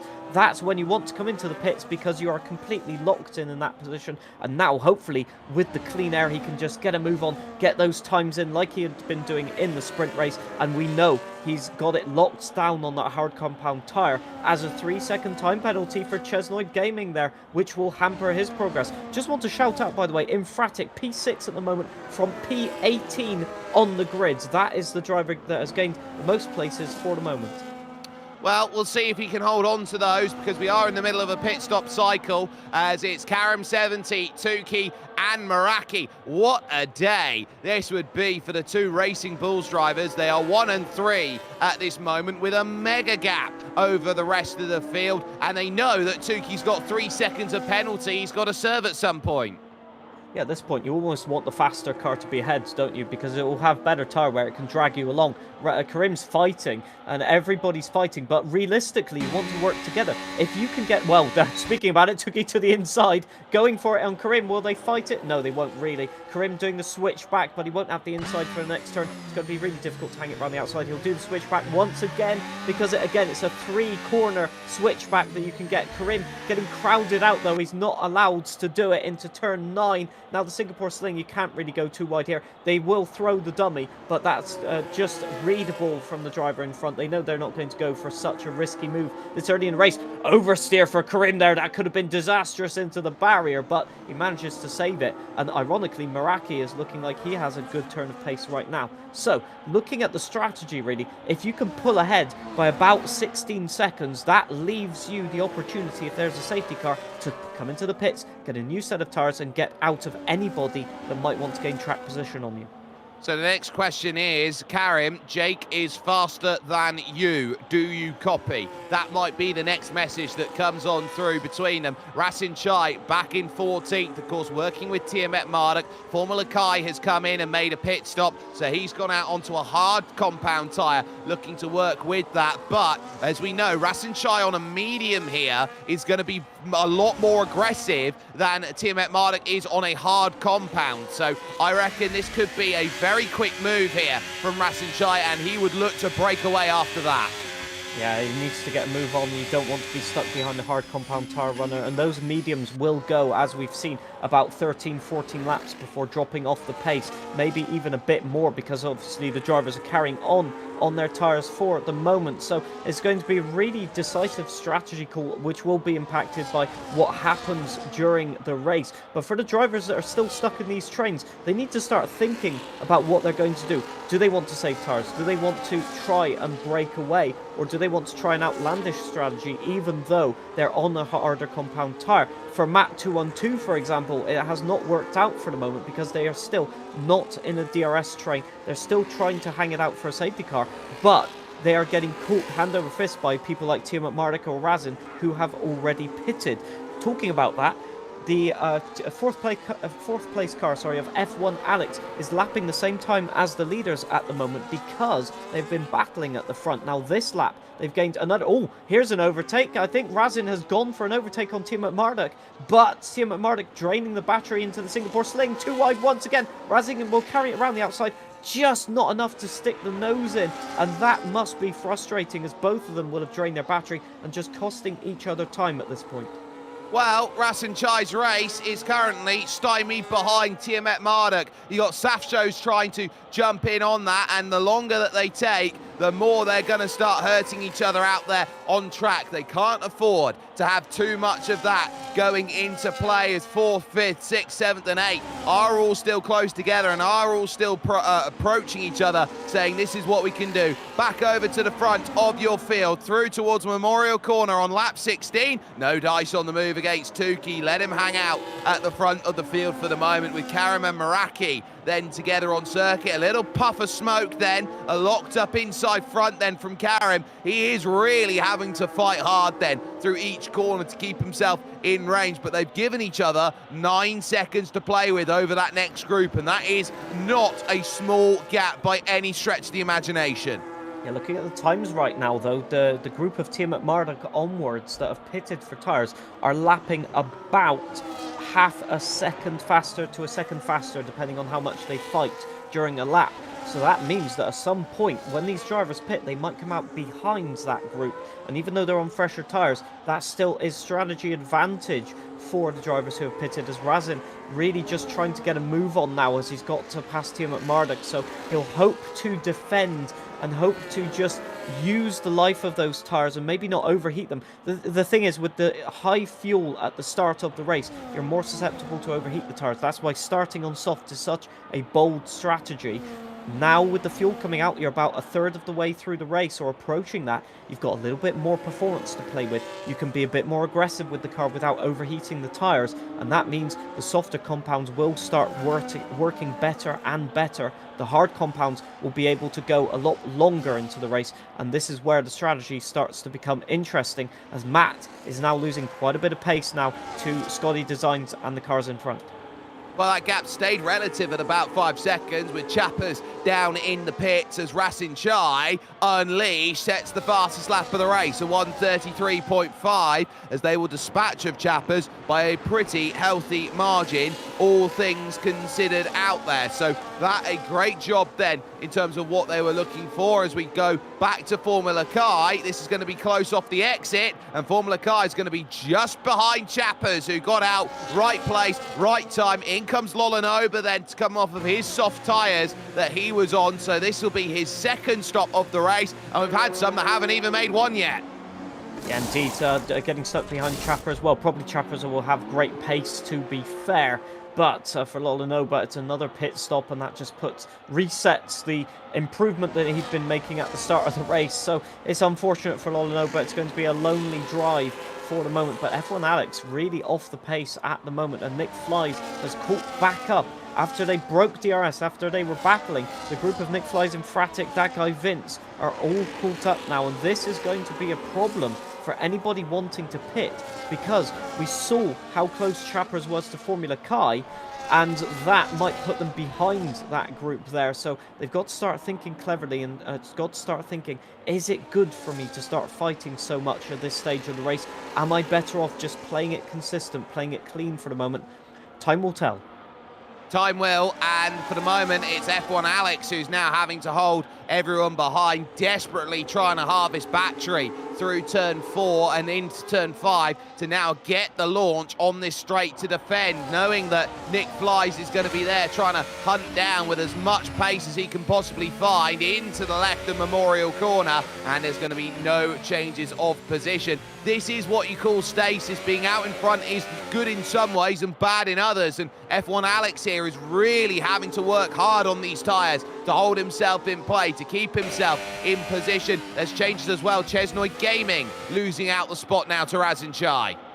Yeah, what a tricky situation. Whoa, up the inside Tim McMurdoch on Chesnoy. I did not see that one coming, but he just sent it on the brakes, trail braking to perfection, and that is a very clean but aggressive move, and he will be very, very satisfied. Probably a huge grin like we saw at the hairpin earlier from Tim McMurdoch. So that is how you keep yourself in contention. Just want to say for Matt 212, what an annoying race at the moment, because the pace is good on those hard compound tires, even with that wing damage. Without that wing damage, he'd be fighting in the group of F1 Alex at the moment. But crucially, if he can keep himself within this pace with a new front wing, he might have the pace at the end of the race to do something special. So it's not all over. That's staying out. Oh, F1 Alex in the pits. That guy Vince in the pits as well. So some drivers have decided they have had enough of battling it out. They want to try a strategy swap. Well, if it's not going to work out by sitting behind and just seeing that race just effortlessly fall away, you're going to have to do something proactive about it, and that's what we're seeing. There goes the likes of Razin Chai, Tiamat Marduk flying, Matty D13 with 3 seconds worth of penalty to go and deal with. Chesnoy Gaming also down in the pit, and the change of tyres onto hard compound. Then it will be for those leaving pit, and critically Chappers gets out ahead of F1 Alex. What a bit of play that is. That puts F1 Alex effectively at the back of the pack. Oh, the disappointing scenario I talked about 3 or 4 laps ago, that this could happen. And so now all of the fresh tyre pace that you want to use, it will be used in trying to get past another driver, as still at the front, Tuki and Karim fighting. Look at the overspeed that Karim has, just a little bit more confident on the tires. I think Karim detects Meraki's going slow here. If I get a move on, I can break DRS, and that splits up the pack, but Tuki not playing a part in it. They've completely balked each other on turn 16, and Meraki says, thank you ever so much, I want back in on the action. So that short play there that they wanted to try and get a different strategy, it has not worked, and so for Karim it's back to the drawing board, and still the top 3 line astern right now, still pulling away though. 10 seconds is the gap now from Meraki to Nick, so it's still working out, and those medium tyres are showing no signs of dropping off the pace at the moment. If I look at the times, still about 1.5 seconds lost to the people that have pitted. But I would say now Razin Chai is in a position to challenge for the race lead, as now here comes the look from Karim 70 back to the inside, back to the race lead. Switch back coming along then from Tuki, who's looking at this, a massive lock up again from Karim 70, another little search, and it's held this time. 1, 2 and 3 that's there, but you don't want to be stuck too far in the middle of these trains dealing with all of this as Meraki sits in third, because Alex, I believe you've got a lot of information about what these drivers are suffering with at the moment. Yeah, it's just giving you guys a heads up for the clips because it appears that a lot of these guys' engines are running very hot. We see that a lot here in Singapore. But just watching Meraki as well. Meraki is sitting right behind the front too, and his engine run about 145 degrees, hitting in the yellow. So that's going to really stunt his straight line speed. And as we can see around the circuit, there's a lot of DRS trains forming, which we can expect. And I've kind of expected it to happen. But I do have a little clip to show you if you want a quick respite. And it is, as you mentioned, a lovely move from Mr. Tiamat Marduk. He's been absolutely making these moves all afternoon. And another one on these hard tyres, battling against Chesnoid Gaming, and looks down the inside. Pretty simple move. Chesnoid gives him enough space and room. Not really his fight in the end, but still a nice move nonetheless. But that is all I've got for you at the moment. We're keeping an eye on these pit stop battles, but it is definitely going to be heating up in the next 2 laps. Yep, so we've still got your top 7 all yet to come in and make a pit stop at this stage. And keep out in mind that those 3, Karim 70, Tuki and Co, they have only got 24 seconds here over Rasin Chai, which is well within that I'm going to jump ahead of you train. But I think that is different strategies now coming to the foreground. If you were too aggressive on the start of the race, you're not going to do as much late on. And the key I'm looking at here is actually what Chappers is doing, because he's gone medium, only driver to do a double medium to start. It's perfect if there's a safety car in the second half of the race. You can go to hard compound tires and really push like nobody else and not have to worry about the tire wear too much. So that can come into effect. The group of Razin, Tiamat Marduk and Safzo is kind of a curious one, really. They are within striking range, as you said, of the leaders, but they've left themselves vulnerable to get caught again by Nick Flies, by Infratic, by Scotty Designs, or people that have pitted like Chapper. So it's a really difficult one. Kareem in the pits then, deciding to blink from the lead 3 drivers. What will he go on to though? This is the strategy, this is the play. Now the top 2 drivers will have the inkling of what tyres he goes on to. That looks like the hard compound tyres. It is the hard compound tyres, and so that means he's going long in the race. But will he come out ahead of Razin? This is the question now. It will be very, very close. No, he will not. Savzo goes past as well. So that is cars to overtake. And that means that for the top 2 as well, they're going to run into the same problem now. So strategies to play with. And going back on the engine issue, if you watched the qualifying, you'll notice that all of the teams had these louvers cut into the bodywork with angle grinders. Well, you're seeing how everyone needs a little bit of extra engine support. Infratic doesn't. He's through on Nick Flies. That puts him up to 3rd position with that move. All these drivers continuing on with this long run into the race and saying, look, this is what we want to do, go as long as we can and give ourselves options late on in this race. But now on the brakes over the Anderson Bridge and now into the next left-hander. You got Scotty Designs on the back of this one in P5, and they haven't really dropped any time at all since the gap of Tuki and Meraki was found at the front of the field. Taking a look from Scotty's perspective then as he sees the 2 in front, doesn't need to necessarily chase these drivers down so much in the early goings, but just know that he's got a lot to work with. Meraki now will be thinking, can I get by Tuki at any point coming up? Because he is right in the wheelhouse at this moment, John, to say, I can go and get this move. I can jump into the race lead. For the moment, Tuki is proving he is there at the front and he is not going to move about for anybody, let alone Meraki. Yeah, crucially, the amount of laps that they stay out right now just gives them strategic options in terms of if there's a safety car, will Meraki go for it? No, a little bit too far back right there. But I think they're just trying to be sensible with each other. Razin has Karim has pitted, and that has committed him to the strategy. Will we see Nick go up the inside of Infratic? No, not quite.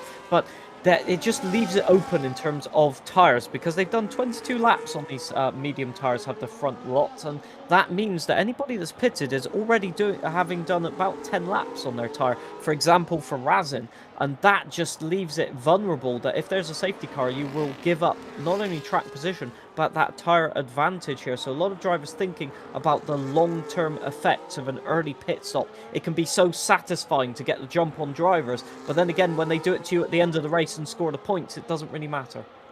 Woes to be an Alpine driver right now here, John, because they are 19th and 20th, and they've got no hope at the moment.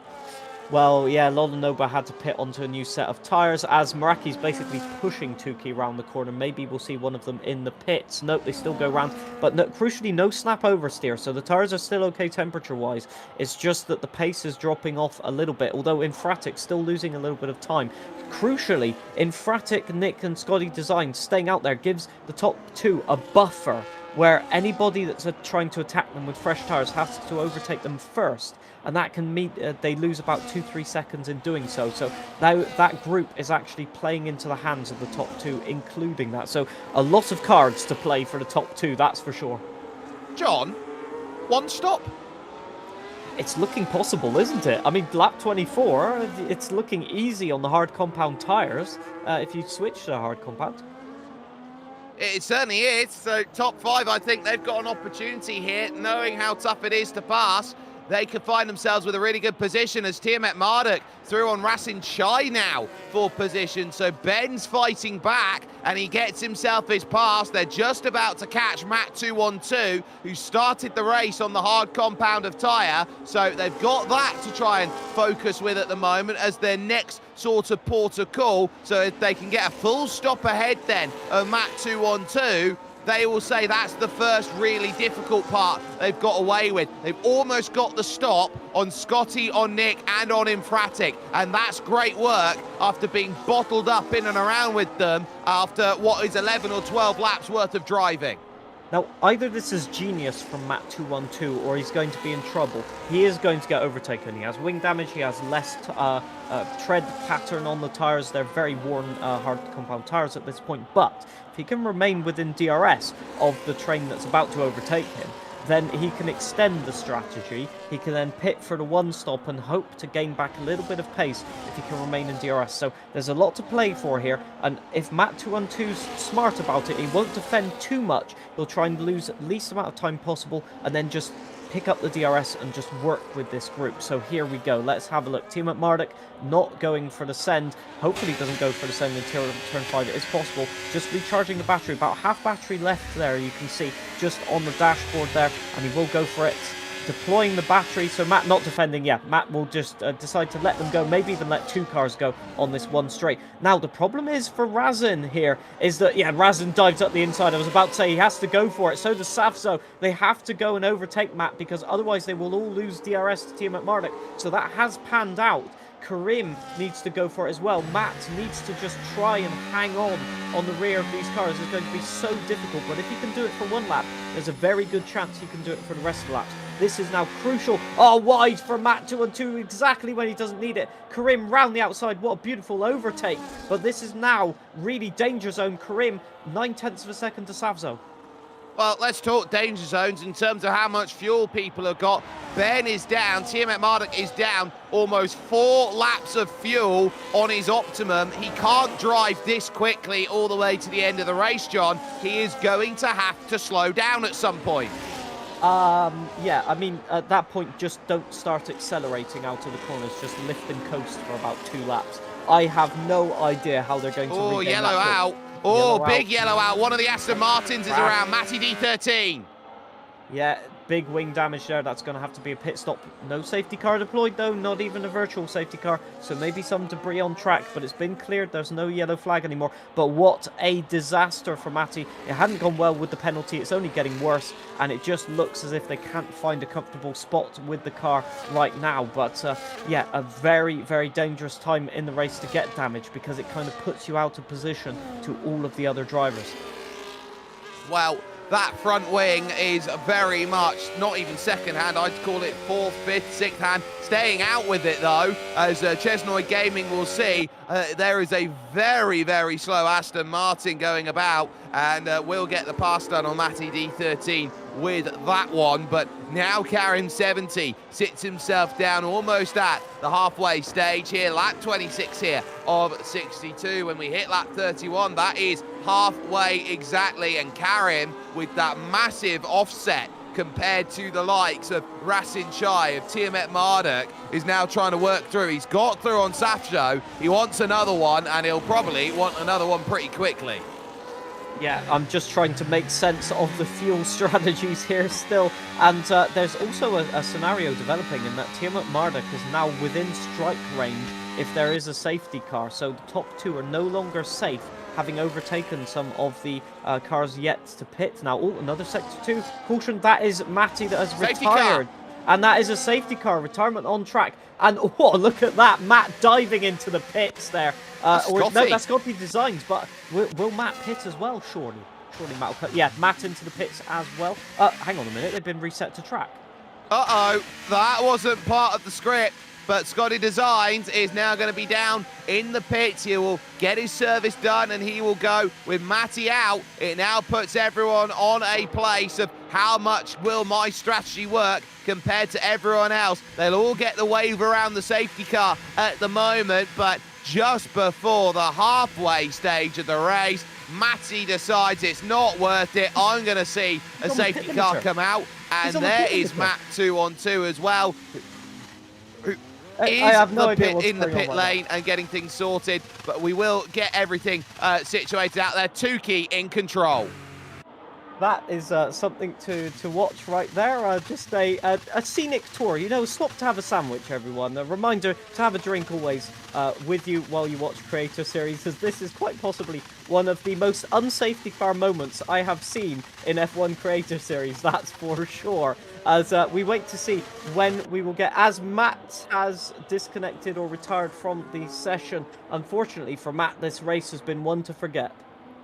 Well, that will be him day done. Couldn't get into his box, and as such, that's the issue that comes about from it. And so his hard compound tyre strategy ultimately ends up for naught. So now we got to start thinking about who is going to profiteer from what. Your top four surely have to come down in, and Tukey will make that call to jump down into the pits. This is a cheap pit stop out there at this moment, with Meraki immediately following down into the lane, and Fratic will surely have to come in along with Nick Flies out there at this point, and it leaves Tiamat Marduk in a very interesting position of what are you going to do?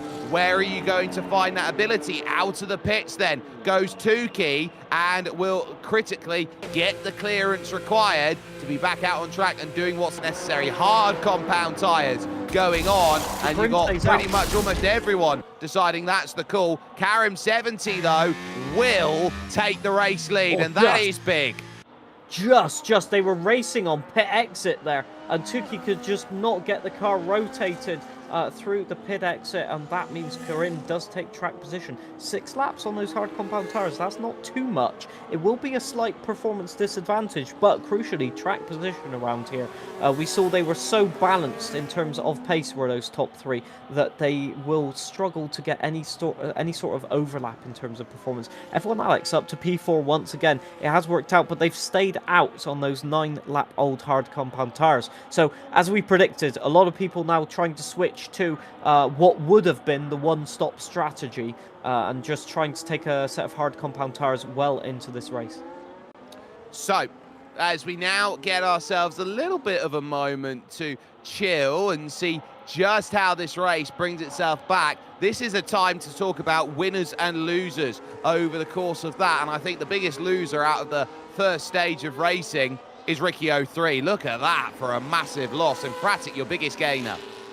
Yeah, but then Ricky did have the pace as well, so this is an opportunity to maybe come in for a pit stop, maybe not, apparently not, but to just reset.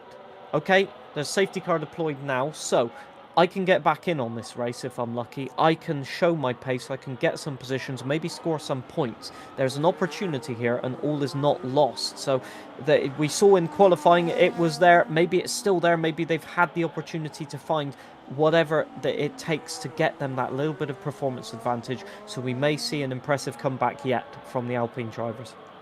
We very much will potentially see that chance to climb back up through the order, but that's the thing with a safety car. It's the great equaliser out there, and just before the halfway stage, Karim 70 leads Tukey, who's got the 3 seconds, and Meraki there in third. F1 Alex back to the rear in fourth, with Infratic fifth and Scotty Design sixth. Worth noting, Tiamat Marduk and Razin Chai both hit the lane and made their stops, but Razin's now on the hard tyre, Tiamat Marduk's on the medium. Both of them have the rainbow strategy in play.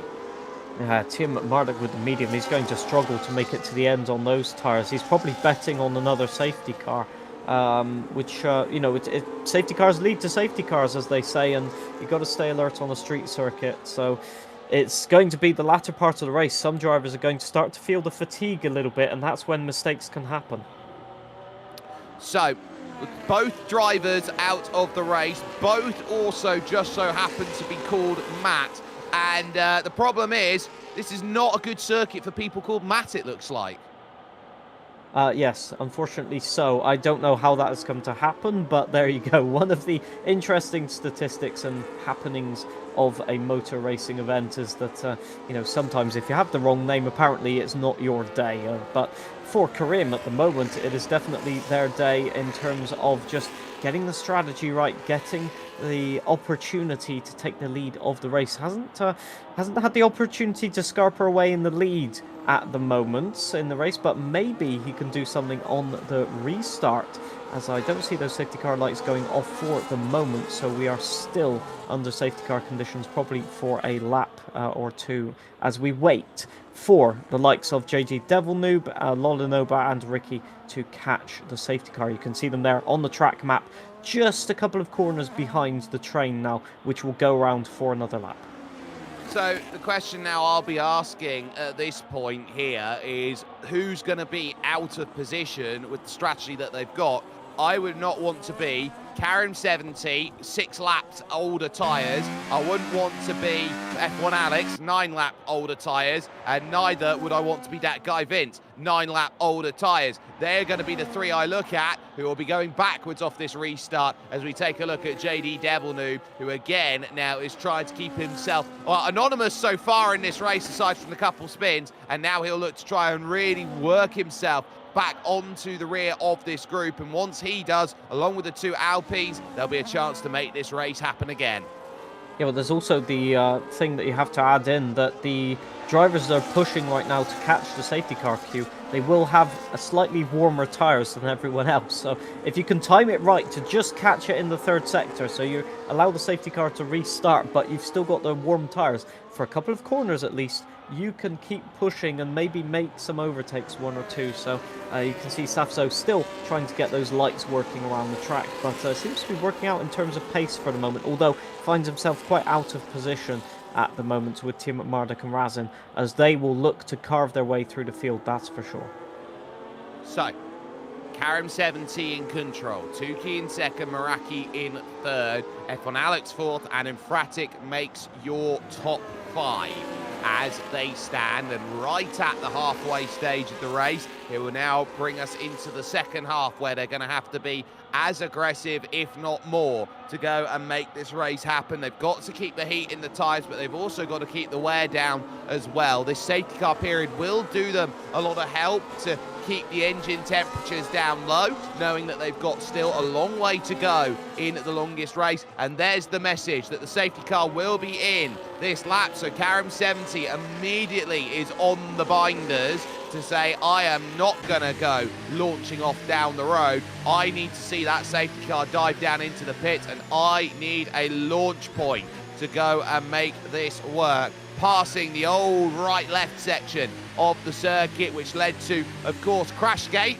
of one of the many things that have happened here at Silverstone, one of the toughest, Singapore, one of the toughest things that go on and about. But Tukey now sits and needs to be alert to Karim's restart on older tyres, which could be a little bit more troublesome going through the chicane. He tried to predict it there, going through to the outside. Didn't quite work, and now it's going to be a case of I'm going to wait. Now he launches. Fantastic launch there from Karim 70, able to get enough of a clearance then, but is it going to be enough into turn one? We're back underway again. One very slow car, and that is Fabio. Yeah, and Fratic, I think, really got a slap of oversteer, and that's Safso going slow as well. So possibly illegal overtake we're hearing, which is unfortunately just went a little bit too soon, and that's going to be penalties for a lot of drivers for overtaking under yellow flag condition. That is not going to be happy for a lot of people behind the wheel right now, as that guy Vince 10-second penalty. Scotty Designs 20 seconds, and Nick with a 10-second penalty as well. As we've got Meraki fighting. Karim! And, wow, Karim's around. He's overshot into Memorial Corner, and he's going to have to wait to rejoin that. It rejoins in P18 dead last in the race. Unbelievable. And so many a driver finds themselves with troubles on the restart because of it, and that is 20 for Scotty Designs, 10 for Vince, 10 for Nick Flies, and side by side, look at this, Safso and Tiamat Marduk going at it then for position. Safso is going to lose out then in that scrap as they cross the Anderson Bridge and look to go aggressive on those hard compound tyres. A little snap of oversteer through the middle of the corner, and someone forgot to adjust their brake bias, and so having the magic on is a case of why he's gone straight on at Memorial Corner, Karim. Now you're going to have to start fighting back through. Riccio 3 wants one on his teammate Lolanoba. Yeah, these guys really need to make amends for the start of the race, so hopefully they don't fight each other too hard. They just need to get a little bit of confidence back. But in the pits, is that Scotty Designs? Yeah, possibly some damage picked up there, so that's really unfortunate.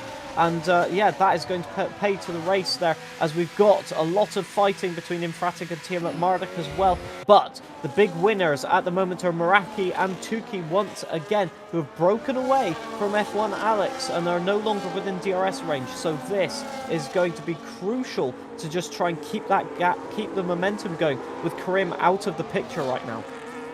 So the picture is very much telling a wonderful story that everybody here is now seeing how tough this race is. Tukey and Meraki clear of F1 Alex. Remember, F1 Alex is on the oldest tyres of anybody within the front, and there's the side-by-side as Chappers finds himself wrong side of Nick Flies. Remember that Chappers needs to be on a very nice change of tyre. If he's not too careful, he has moved on to the hard, so he's got his strategy sorted. That is very close to the rear for Safso. I think he may have even tagged the back of Tiamat Marduk there. Yeah, a little bit of confetti going up, so definitely some contact there as Infratic and Tiamat Marduk side by side, who will be last of the late breakers. Formula Kai as well, having tried to attempt an overtake around the Singapore Sling.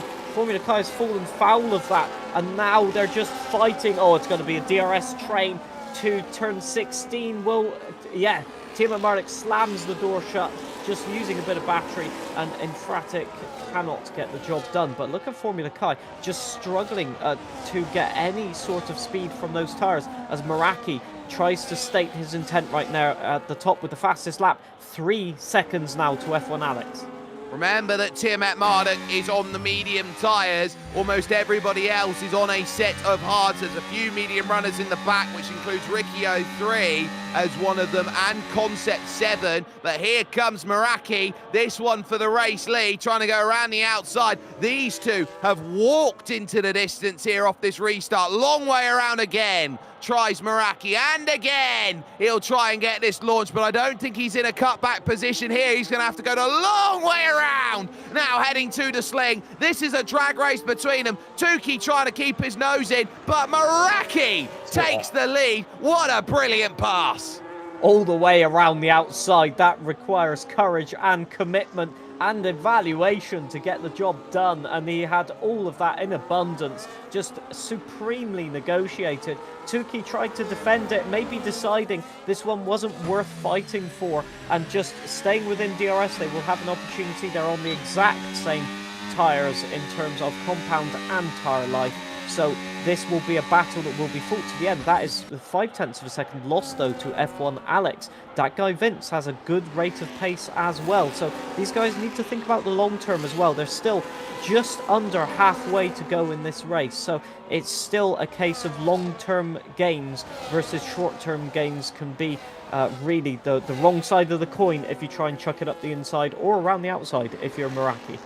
Well, just remember, there's still 10 for Vince to serve. There's still 10 for Nick to serve as that guy Vince gets the pass up. And Scotty Designs has served his 10 of his 20 seconds worth of penalty. So that is quite critical in terms of making that happen. So those penalties will be served at the pit stop, those ignoring yellow flags which are out there. That's critical to keep in mind. So they will drop time as and when, but for the moment, F1 Alex will be quite happy with the fact he's in third place and he's holding up here as Formula Kai now sees Tiamat Marduk go through, slice and dicing his way by the wonderful Sakura Haas that is there running at this moment. Yeah, the main problem for the Saubers right now is just the downforce. They can't get the car rotated in the second sector, and they lose 2 or 3 car lengths, and they spend the rest of the lap trying to catch that back up. But it means, just look at Formula Kai on the exit of the hairpin. They lose 2 car lengths, and they're too far back at that point. Tiamat Marduk up the inside of Chappers. There's going to be a late break, and a good move, actually, to be fair, leaving room on the outside, and that's going to be very clean. The medium tyres working well at this stage of the race. Can they go the distance is the question. Tiamat Marduk probably wasting more time than he'd like, to be fair, trying to get through to the top 2. They're still about, I'd say, 5 to 6 seconds away. You can just see the top 2 going through turn 1 there. That gives you a visual distance gap. So there's a lot of work to do to catch him at this point, as Nick Flies is still stuck behind that guy Vince, who couldn't make the overtake stick on F1 Alex. So Alex being again the cork in a very long train, the Trulli Train Mark II. Yeah, so once more, it's a case of how do you find your way through this, and Nick's got himself an eye on where he makes this pass. Memorial Corner, chucks it down the inside, and will he get the clearance on the exit? Just about. Here comes Tiamat Marduk, a big puff of smoke, and look at how this opens up the door. Inside line is there at turn 9, and suddenly the sling looks very appetising at this moment. Driving back to the district capital, and there goes the pass. Lovely, lovely stuff here from Tiamat Marduk. Chappers cooling his engine there briefly as well before the Singapore sling, so possibly temperatures really, really difficult at this point. Look at the drive that Nick's got, though. This is a good overtake opportunity on Alex. Can he get it up the inside? No, he's going to hang back, waiting for that DRS opportunity, but Alex is struggling in terms of traction. Tuki to the inside on Meraki, all the way around the inside, and got the door slammed shut before the apex of turn 16. So that is another overtake. Meraki and Tuki doing exactly what they need to do, and that is Nick through as well. I think a late move on Alex. They've lost another second with that, so Tiamat Marduk needs to get through as well. Nick has now the clean air to start pushing. Let's see if he can do it. We'll see indeed in terms of what has been a brilliant fight. Kieran McGinley then here is along with us for the halfway stage of this race. What an opening we have had to this one at Singapore. Yeah, haven't we just? It's been great to watch on. Bit of strategy involved as well, and obviously the safety car coming with the 2 mats in the race retiring. Of course, that means one-stops have been really the order of the day. Hards and medium tyres really on show, as we just see there. Tiamat Marduk 1, who's on the charge. It's going to be a case of trying to get past F1 Alex. If you're going to make some moves in this race, that needs to be the play, because look at Nick. He's making his way up through the order and trying to break away from DRS. So Ben can't afford to lose that one.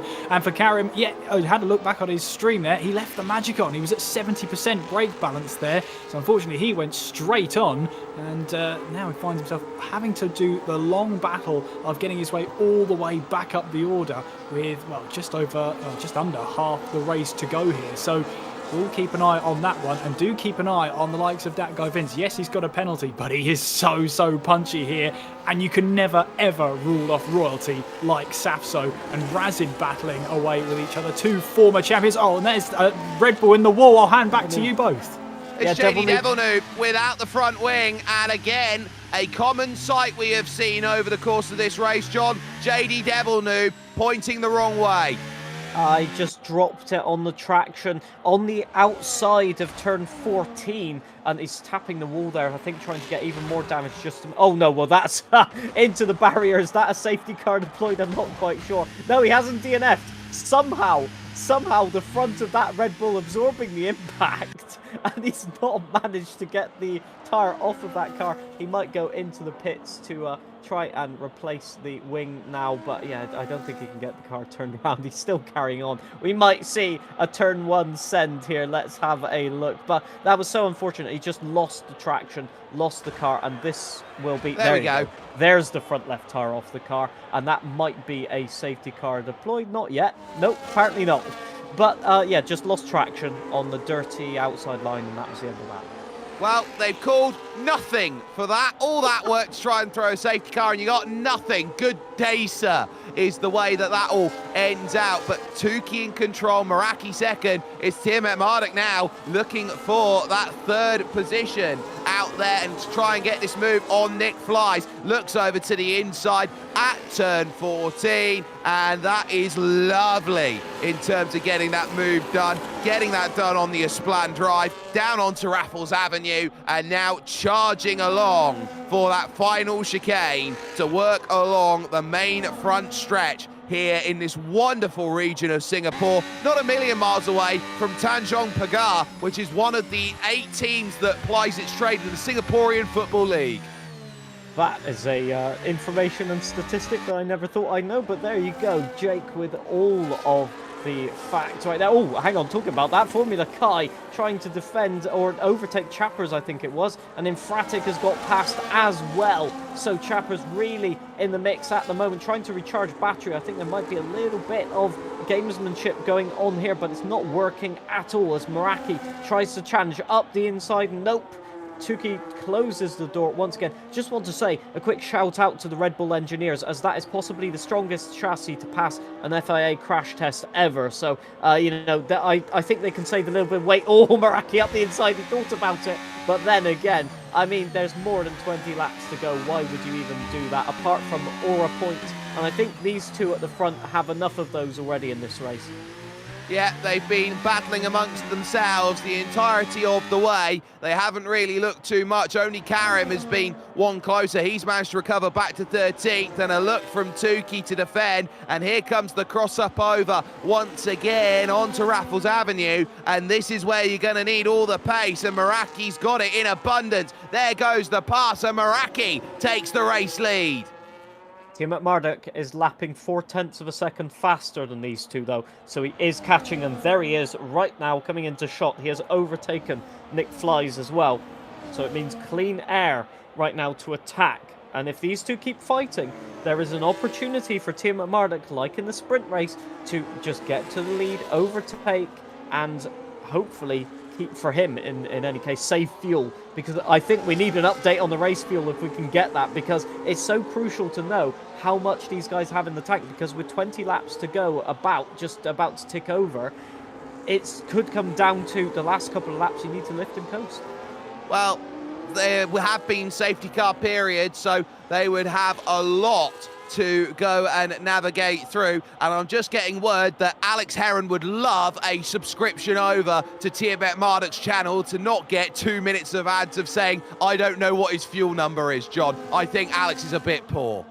That's the best excuse that I've ever heard for a subscription right there. So shout out for the ingenuity on that one. But the battling carries on. Tiamat Marduk dips below the 4-second mark now to the top two, as Tukey struggling to keep pace through sector 2 there. Maybe a little bit of mistake at lockup at the hairpin. Scotty designs a penalty as well. I mean, it won't really count too much. He's had to pit to clear the penalties, and P16 at the moment, 32 seconds off the nearest car. So it's unfortunate for Scotty Designs, but I think he's just using the opportunity to maybe learn a little bit, maybe push the limits a bit more, and sadly over pushing the limits there a little bit.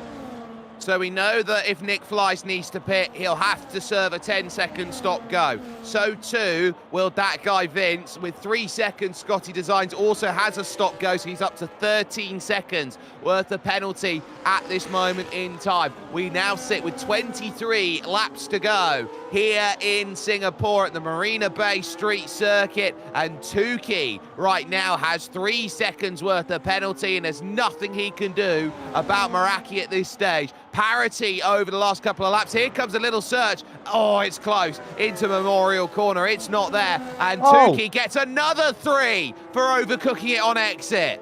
Well, I was just about to say that he has to force Meraki into a mistake where he gets a penalty, but you don't want to be getting a penalty yourself, and he just ran wide 4 tyres over the white line, over the curb, and that is another penalty, 6 seconds, which crucially puts Team McMurdoch in next second position, and Nick Flies gets promotion as well out of that. So that is going to be a case of now, basically, Tukey has to just work with Meraki, not try and overtake, just try and gap the distance as Team McMurdoch closes in more and more and more relentlessly. And we're also getting an update now from Alex after that. Oh no, it's actually Kieran filling in for Alex there with the update on Ben's fuel.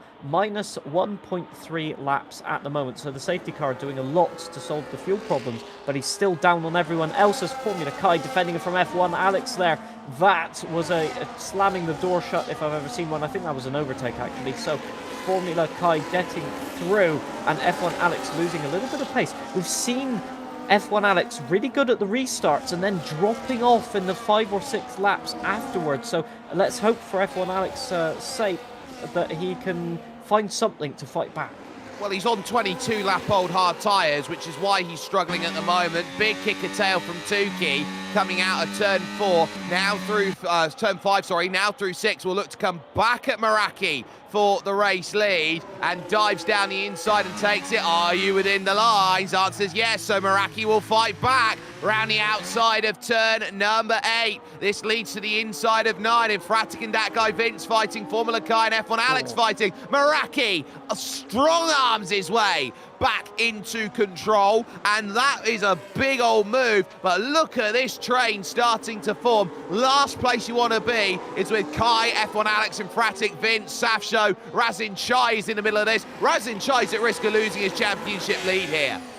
Yeah, Razin really struggling, a bit like his teammate at the front of the train, just struggling. You can see the grip just ebb away in these long court. Oh, look at that. Meraki just getting challenged by Tukey. I think there might have been a mistake in the hairpin for Meraki. They've lost more than a second here to Team McMurdoch, who's well into the picture right now. So Tukey takes the lead, even though with the 6-second penalties. Meraki with presumably a mistake. We'll have to see if we can get a clip of that. But Team McMurdoch now has to be smelling blood a little bit. He ought to be seeing red, and he will be 100% pushing at this stage. Well, it's going to be a case of where you can find every single little element, and Team McMurdoch is dragging Nick Flies with him up towards Meraki and Tukey as F1 Alex loses out as Infratic moves on through. Fabio gets his pass. You got that guy Vince, you got Safsho, then all in position. They're waiting, they're lining up to get by F1 Alex right now, who's just there with a token. Yeah, you shall pass, you shall pass, you shall pass. And at this stage, this is where you pay the Pied Piper back. Yeah, and look at the Alpines as well, defending the straight line speed for the Alpines. Not that good. There was a brief yellow flag there. Not exactly sure what that was about, but nobody facing the wrong way as far as I can see. Well, contact there. Razin trying to get the overtake done on Safso as well. So a lot of people coming to blows here. I think that guy Vince was involved as well as the Alpines look to just defend their positions once again. Wow, Safso defending like a lion. But yeah, those Saubers are really struggling, aren't they? And it will only get worse as, Safso a little bit deep, so losing even more time. And that crucially could put him outside of DRS. So all of that has led to battling, which means that Infratic and F1 Alex could actually get away here. They could, and they could get away so aggressively here and say, right, we need to run off and do what we can. And if 1 second gets broken, that's massive. Razin Chai through on that guy Vince will now eye up Safsho for 8th place. Every place matters, unless we forget Karim 70's trying to recover through this group as we've had passes aplenty. Tukey back through on Meraki, so that is going to be big. That was just a pass for position, but they are trading everywhere. That guy Vince in, and they have to serve the stop-go. Yeah, this will just be so painful, the pit stop. I just want to update, it wasn't a mistake from Meraki, it was just a DRS overtake, but it was quite a slow lap and they did lose. Well, they're going to be fighting again, and Meraki this time pushed onto the curb. I don't think that was a warning, but it was oh so close. Millimeter calculations right there, and Tukey retakes the lead, but in doing so they've lost another 5/10. All of that battling is just bringing Tiamat Marduk and Nick Flies into play, and you know, you have to think, how long are those medium tires going to last? Because if Tiamat Marduk can get track position, it's entirely possible to defend. Meanwhile, Formula Kai still at the front of this train. You can see him just there to the right of your picture. But Razin has lost DRS, and that could be crucial as well, as he won't be able to defend. Both of them tandem drifting right there at the front. Meraki desperate to get back past, desperate to get a move on as Tiamat Marduk looms, and Tukey just seemingly can't hold the lead for more than a lap. Well, it won't be bother for Meraki. He knows he's got the legs on Tukey with those 6 seconds worth of penalty that he has to continually find himself with. So that's going to be key. And I'm just getting a word. He's on 7 warnings now in this race, is Tukey. So he's extending like it's nobody's business out there at this point. So this is a tough day at the office for many who go through. Meraki, by comparison, has only had the 1 warning in his back pocket. Tiamat Marduk's got 2 out there, so there'll be drivers who will be looking around going, well, I've got to make sure that I am squeaky clean and in between the lines. Nick Flies happily sat on the back, but Ben, I would say at this stage, he needs to catch Tukey and then sit there and save some fuel. Yeah, well, there's information also coming in on that front from our production team. Oh, hold the thought. Infratic and Formula Kai battling. Can Formula Kai go around the outside with the downforce? Probably not. Oh, so close to the barrier. He makes it stick, and around the outside, which becomes the inside. What a move. What an overtake. Can Infratic get the switchback? It's battery draining right now. It will be Infratic giving up on that one, but then the background, Razin up the inside of F1 Alex. He makes it stick. F1 Alex just not confident enough to carry the speed. And the Saubers, after me saying that they don't have the grip, they make 2 overtakes in 1 lap. So I take everything back there, making that car sing and just fly through the corners with the oversteer. But just going back to what our production team was talking about in the background, the tyre life is going to be a problem. By our calculations, Ben's tyres will be 35 laps old at the end of the race, with the longest stint so far being 27 laps at the start of the race for the leading 2 drivers on the medium tyres. There's a possibility to get to the end, but the tyres are going to go off. However, we'll say, in addition to that, that the lower fuel might help save the tyre temperatures a little bit, so it remains to be seen, but it is marginal. Crucially, for Ben, he needs to get a move on, as you said, Jake. Yeah, a lot of drivers out there in this race have given themselves a huge amount of work to do. The likes of Formula Kai and Pratik, Rasin Chai, look at the gap they've got down. They're now 10.5 seconds off the back of Nick Flies, and even with that 10-second penalty, Nick is in 4th, legitimately on the road. Going to get Alex Heron into the conversation over at Clipbook Corner, nearing the end of this race. This has been an absolutely fantastic battle out there, but it is the main players of the game finding themselves near the front. Yeah, it certainly is. Meraki and Tukey battling it out for that lead, but with Tukey's 6-second penalty, it's going to be bad news for him come the checkered flag. But there, of course, was a man in the battle as well, Meraki's teammate with Karim, who hasn't really recovered from this incident, and I've got a clip of it if we can just go over. And we can see here, running down the back straight, and as mentioned by a lot of the presenter Kieran, you can see he's still got 70% brake bias and a complete lockup. Well, you must say, it's a rookie mistake from Karim. We don't see that very often. Gets back going straight away, but the damage is done and he falls down the order. And I thought I'd also just show you what happened a bit earlier on. This is from a while ago when, remember, Matty was in the race about lap 25. This is the spin that basically caused him to crash out, and then, of course, have his big crash out a bit later on, which caused the first safety car. And as you mentioned, this was the clip that you requested. Mr. John, and this is why. He literally didn't make any mistake, looking nice and calm. And I feel like Jake, a little bit annoyed that Tukey went back past him here, but you got to wonder why. Maybe he's thinking they might work together a little bit. But you can see he dives down the inside. They go wheel to wheel for a little bit of time. And Jake not using any RS, and you can see he puts his hand up like that, like he was going past him like on a nice Sunday drive. Not really see any major problem with that, but that's all I've got for you guys. You've got a little bit left of your Grand Prix, and I'm sure it's going to be quite the entertaining end.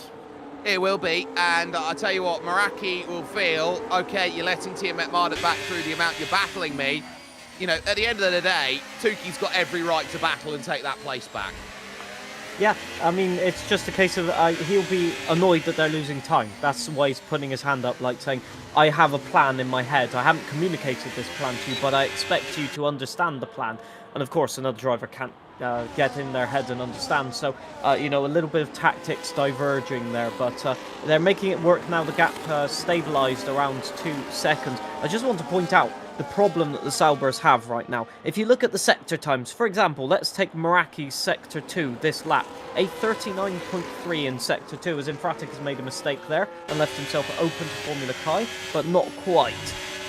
If you look at Formula Kai or Razin's Sector 2 time, it's 40.0, so losing 7/10 of a second or 9/10 of a second for the Sauber. So every time they get close to a car for an overtake or they're trying to defend, they're just having to work extra hard in that Sector 2 to do anything about it. And meanwhile, everyone around them can save some battery, can save some tyre life, and it's just a compounding problem that happens. As it looks like the strategy at the front, they've started to understand how they're trying to work this game out, and they're now pulling away from TMF Marduk a little bit. Lap per lap, those 0.2 of a second, they can be very frustrating for the driver behind, as they're probably still pushing. Fuel's against him, tyres against him. What else is going to be against Ben at this stage of the race? He knows he's got 12 seconds to play with and 10 seconds to play with on Nick Flies. If he wants to stay behind, say, I'm not going to be able to catch back up to that group, I can save the fuel sat behind Nick and try and make this race happen that way. That's still a way he can take that third if there's no safety cars between now and the end. Inside the final 15 laps, we'll take a listen on radio. I'm going to start saving fuel. No! Really, Ben? Now? Oh my days. Well, I mean, he has to, really. He's running out of laps where he has to save fuel. And if he decides to do it later on, there might be a safety car, and then he's left vulnerable on the restart. Oh, Tukey up the inside. You don't go for an overtake like that. That was almost like the start of the race where Ricky decided to chuck it down the inside. But Meraki defending, and I'm sure that Meraki raised a hand right there. Guaranteed he will be very unhappy about that. But it's just a compounding issue, as we talked about, and it's going to be one of those things that TMF Marduk is now letting Nick past as well. So, using the DRS, using the slipstream to just lift off. But now there's the additional problem for TMF Marduk. He's got to overtake Nick again. No, he doesn't. Nick's got 10 seconds of penalty. He doesn't have to do anything. Well, Nick has to overtake the top two then, and TMF Marduk has to take them as well. Still the same issue, I guess. Well, it's Nick's responsibility to get up then to Tukey, to Meraki, to say he's got the pace to chase it. And you've got to start saving that fuel if you're TMF Marduk and doing everything that you possibly can to keep yourself in position. I look around at this field, and this has been a day that has been dominated by those who have been able to hold up. F1 Alex has been a superstar for the likes of Meraki in this championship, because Rasin Chai is mired back in 7th place at the moment with Formula Kai and Infratic, and can only hope for 5th at best. Yeah, for sure. It's a really difficult circuit for those Saubers, and they're actually doing a stellar job to keep in contention here. They have the added bonus that F1 Alex has now lost DRS, and Safso might be going for a move here. Turn 16, no, not quite, but that will just add a little bit of reprieve where maybe the Saubers can start attacking the top, Infratic at least, and then just hopefully try and maintain, as Safso does get past F1 Alex, who just seems to be dropping off the pace with those significantly older tyres. Now, the case is Safso going to be able to catch the Saubers as Meraki still challenged by Tuki, as Nick can't close the gap either. I will say for Tiamat Marduk, there is a silver lining. There is no Alex Gillen to have any sort of altercations with. So in terms of that, there is one little bit of silver lining for him. It might not be much, but it might be just enough to give him hope. Well, at least he won't have that. But for the moment, he knows he's dropping a little bit out there. It's been a tough start to the season for Tiamat Marduk, but this will be a welcome return to form over the Anderson Bridge then, here as they head on the 49th revolution of this circuit. Tuki has been trying everything to hold steady with Meraki, but Meraki has just been relentless in the way that he's been dealing with this pace. He doesn't have to beat Tuki on track to win this race outright. He's just done everything he's needed to out there in the front, driving faultlessly, and this is going to put him in a perfect position heading to round 4 of the championship next week. Yeah, it's been a very calculated drive as F1 Alex getting overtaken by Lodinova. So we were saying during the safety car period, where can the Alpines get to? What can they do? Well, it turns out top 10 for the moment. Lodinova around the outside of F1 Alex. F1 Alex hasn't got the tyres. And Karim, for all of that mistake, he's working his way back into the top 10 as well. The pace is there for Ricky. 12th place, there's a possibility, but he's dropping pace and has lost DRS. You can just see him in the background there. So a lot of these midfield packs are beginning to split off where drivers aren't being able to save the tyres. That's a mistake by F1 Alex. That might cost him, and it has cost him, as through goes Karim on a very easy overtake, and they will both have DRS, but I think it's about time that F1 Alex considers that he needs to pit for tyres, or is he just waiting for a safety car? Too late. He's going to have to dangle himself out for a safety car, and it's not going to come along here in 11th place. And if he does pit, it's a set of soft tyres here, and even if he does get a set of soft tyres on, what's he going to do with it? Where's he going to go with it? And it's still going to be dramatic, to say the least. Ben still needs a lap of fuel in the back pocket to get himself home and hosed, even though Nick is dropping that time. And the fact that Nick Flies can't get the pace up, this is brilliant for Tuki, because this is keeping Tiamat Marduk back at bay, and if that gap goes over 6 seconds, Tuki's net second. Yep, Tiamat Marduk has decided that's enough of that. I need to get the pace down. I need to start regaining that pace. The gap was less than 2 seconds a few laps ago, and now it stands at 4.7 seconds. So this is really dire straits. As wow, that's an overtake. Formula Kai through on Emphatic. We did say, would the Saubers be able to do it? But that's a mistake by Formula, maybe an illegal overtake there. And there's contact as well, so hopefully no front wings missing. I think a little bit of argy-bargy into turn 16, 17 there, as into the pits comes Safso. Yeah, that will be for some soft tyres. That's an extend from Racing Shine. He can't afford too many of those. And so that opens up the door then on how they go about business. So that a dramatic moment, to say the least. Racing Shai now up into 6th, and he'll have a turn at Fabio. Then in P5, Tuki wants the honour of winning on track, because I don't see a world in how Meraki loses 6 seconds unless these two come together. Yeah, I think Tuki's just trying to keep DRS and just keep the pace up, to be fair. As long as he's got Meraki's DRS, even if there's a pace disadvantage, you know, there's an opportunity for front wing for Safsho. It's a front wing damage, was it? Oh, dearie me. Because I was starting to question, why would he pit there for soft tyres? But there you go. It's battling with Scotty Design, so there's quite a big gap to gain there. 12, 13 seconds to the next car. So he's going to have to get his skates on or wish for a safety car somehow. So unfortunate, but as we saw during the sprint, it's so easy to tap the barriers around here, and still Karim tries to find a way past Lolanoba, but no cigar right now. Well, this is a case of who can manage what. Scotty Designs on the hard tyres. He's going to have nothing here for Safsho, who's now, look at this, fight back, whoa. Why don't you? At the sling, he holds his place in fantastically. Safsho will feel, well, if I've got no luck, I'll have anything that I need at all over the Anderson Bridge into the next corner of 13. He's got so much more speed that Scotty Designs is parked in the middle. Yeah, I'd wince like that in pain if I knew that my race had gone down to 16th position with a front wing change like that. That pretty much says all you need to know.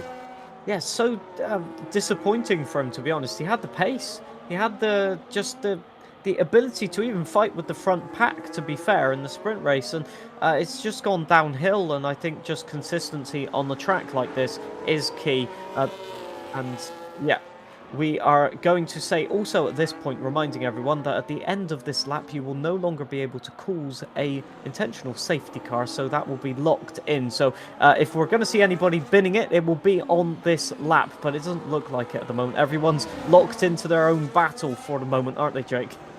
They are, and the only driver who I think could do anything is Chesnoy Gaming here, who is down in 17th place, but it looks like he's having just a happy time at the back of the field, saying, I'm just here to pick up the safety rating, it seems, at this point, and to pick up a little bit more out there. Safsho and Scotty back at it again, and now it's the outside line that Safsho's going to have to do. Scotty held the defence well, but there goes the move down the inside. Whoa, that's a bit deep. But now it's about driving again. It's just the battery dump from Scotty Designs. There's not much you can do. I can't believe it. This is the second time. That prancing horse has a lot of horsepower, doesn't it? I mean, that was a battery drain and a half there for Scotty Designs. He's putting up the defence of a lion. Has somebody decided to check if they've got a regular fuel flow or something like that? I'm seeing some smoke being burned at the end of that Ferrari engine, so there may be something up there. It may need some investigation as Safso does get the move done. But once again, you know what, Jake? This is a bit suspicious at this point. It is an unlimited energy recovery battery by the looks of things. Scotty Designs there, getting it through and trying to hold himself into position. Has he managed to find a little iron brew holder to get a little bit more fuel in the car? I can't believe this. He's, oh, it might be the end of it, though. Up the inside. No, again, just not far enough alongside to go for the move. This is impressive defense right now. And I'm thinking this is an even more impressive defense than Fernando Alonso at Hungary in 2021. Scotty Designs to the inside, still defending. There won't be a switchback for the moment. DRS activated. Look at that straight line speed. I mean, I don't know what wings they're running at the moment, but look at that. Even with the DRS, Safso can't do anything about it. Their collision, big contact. Scotty Designs broke way earlier, and I think just the younger tyres of Safso allowed him to brake later, overlap, and that is huge wing damage again, which is the exact reason why Safso pitted in the first place. And he can't even intentionally wreck out of this race after a hit like that because he's too late in it. So it's pretty much the biggest disaster Safso can have. He's got to drive 8 more laps here of the Creator Series. Worst case scenario. But at this stage, Nick Flies happy to sit on the back of Tim Marduk. Formula Kai takes 3. Oh, that's so unfortunate because Lolanoba is within 3 seconds. So these Sauber drivers have to start working together a little bit. And Formula Kai is actually losing DRS here. So that is major. Razin up the inside of Infratic here. And that is a move into Sector 2. He should be able to defend this one, but Infratic just struggling a little bit. That Sauber has some pace, just not in that second sector. So now it all comes down to pace and performance. Just want to point out as well that Tuki is on the cusp of protecting that P2 at the moment. The gap is quite literally 0.2 of a second that they need, and it's just ebbing and flowing to Nick Flies at the moment.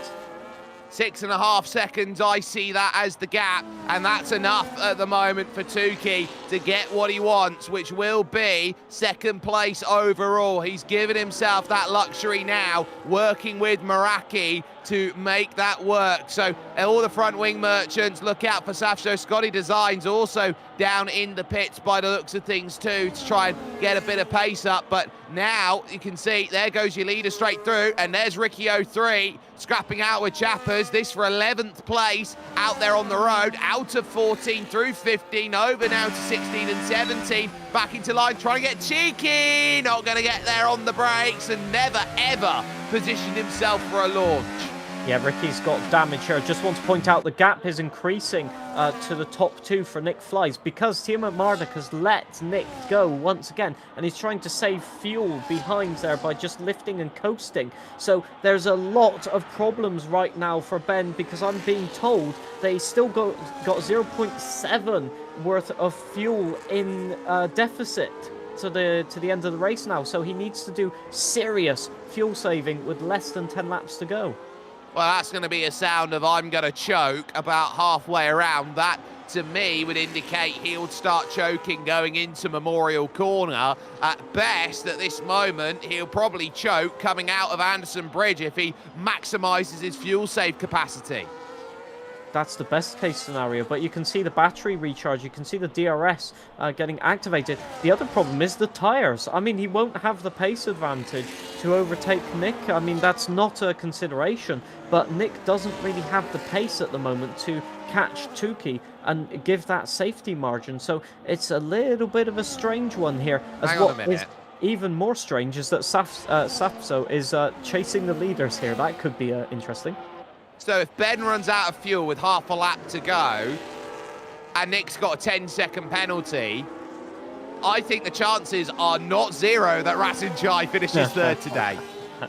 Well, that would be a satisfying result for a Sauber driver, that's for sure. That car has not been kind to them today, but they've got Infratic to contend with as well, and only Formula Kai has a penalty in this group. So Formula Kai is hoping that these two come to blows at some point and get themselves either taken out of the race or a penalty, because the gap behind them is 5 seconds as well. So Formula Kai is safe at the moment as Karim has got past Lolanoba, but I don't think Karim has got the pace anymore for whatever reason. Maybe the tyres going off a little bit, but here's the problem for Infratic. I mean, how do you get past the Sauber in the second sector? And that Sauber has great straight line speed, so you're just stuck. You're completely stuck in this position. And look at the tyres. He's skedaddling all over the place. There's not much he can do. And as we said at the start, there's a opportunity, or well, a disadvantage I should say, that you just get stuck there for the entirety of the Grand Prix, and it's happening now toward the end of the race. One stop for Meraki, one stop for Tukey, one stop for Nick Flies, one stop for Infratic, Karim as well in 8th place on a one-stop strategy. We were talking about, was it going to be a 2 or a 3? Well, today it's quite telling. One stop is all you need. Yeah, Scotty Design setting the fastest lap outside of track boundaries. I'm not exactly sure how that one works, but there you go. As he gets past Safso as well for P15, it's Academic. They're battling for fastest lap, really. But one thing that won't allow them to get fastest lap is doing the overtake into turn 5. That's ridiculous. And Scotty does have the fastest lap there, but just running wide on the last turn, so not exactly sure if that's legal, but I'm getting told that it is.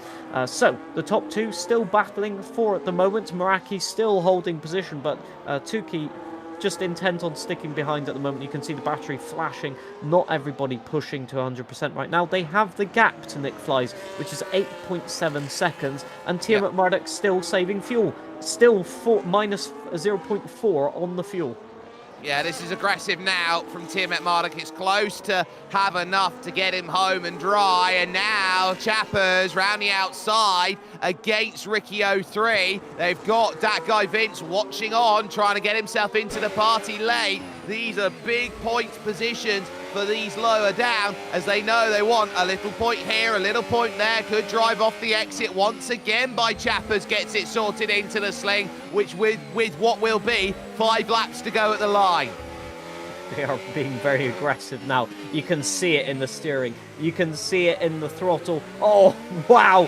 Clouting the wall on the inside is Ricky, but sadly that has not given him the traction that he wanted. It's leaving him vulnerable to that guy Vince. We'll try and do the switch back. Can he get the traction? Ricky plants the throttle, and Chesnoy taking the fastest lap. Incredible. And Nick gets another 3 seconds, so any hope he'd have, he's now going to drop miles back down the order behind him. Fratic, Formula Kai, he might fall back of now. Karim, he'll fall back of potentially too. So that's massive for Nick Flies now, but 13 seconds worth of penalty, as here comes Scotty Designs continuing on the Aura farming battle against Safso. Ricky 03 picks up 3. They're all coming down now with penalties. Yeah, it's just toward the end of the race where you think, I can get away with one more.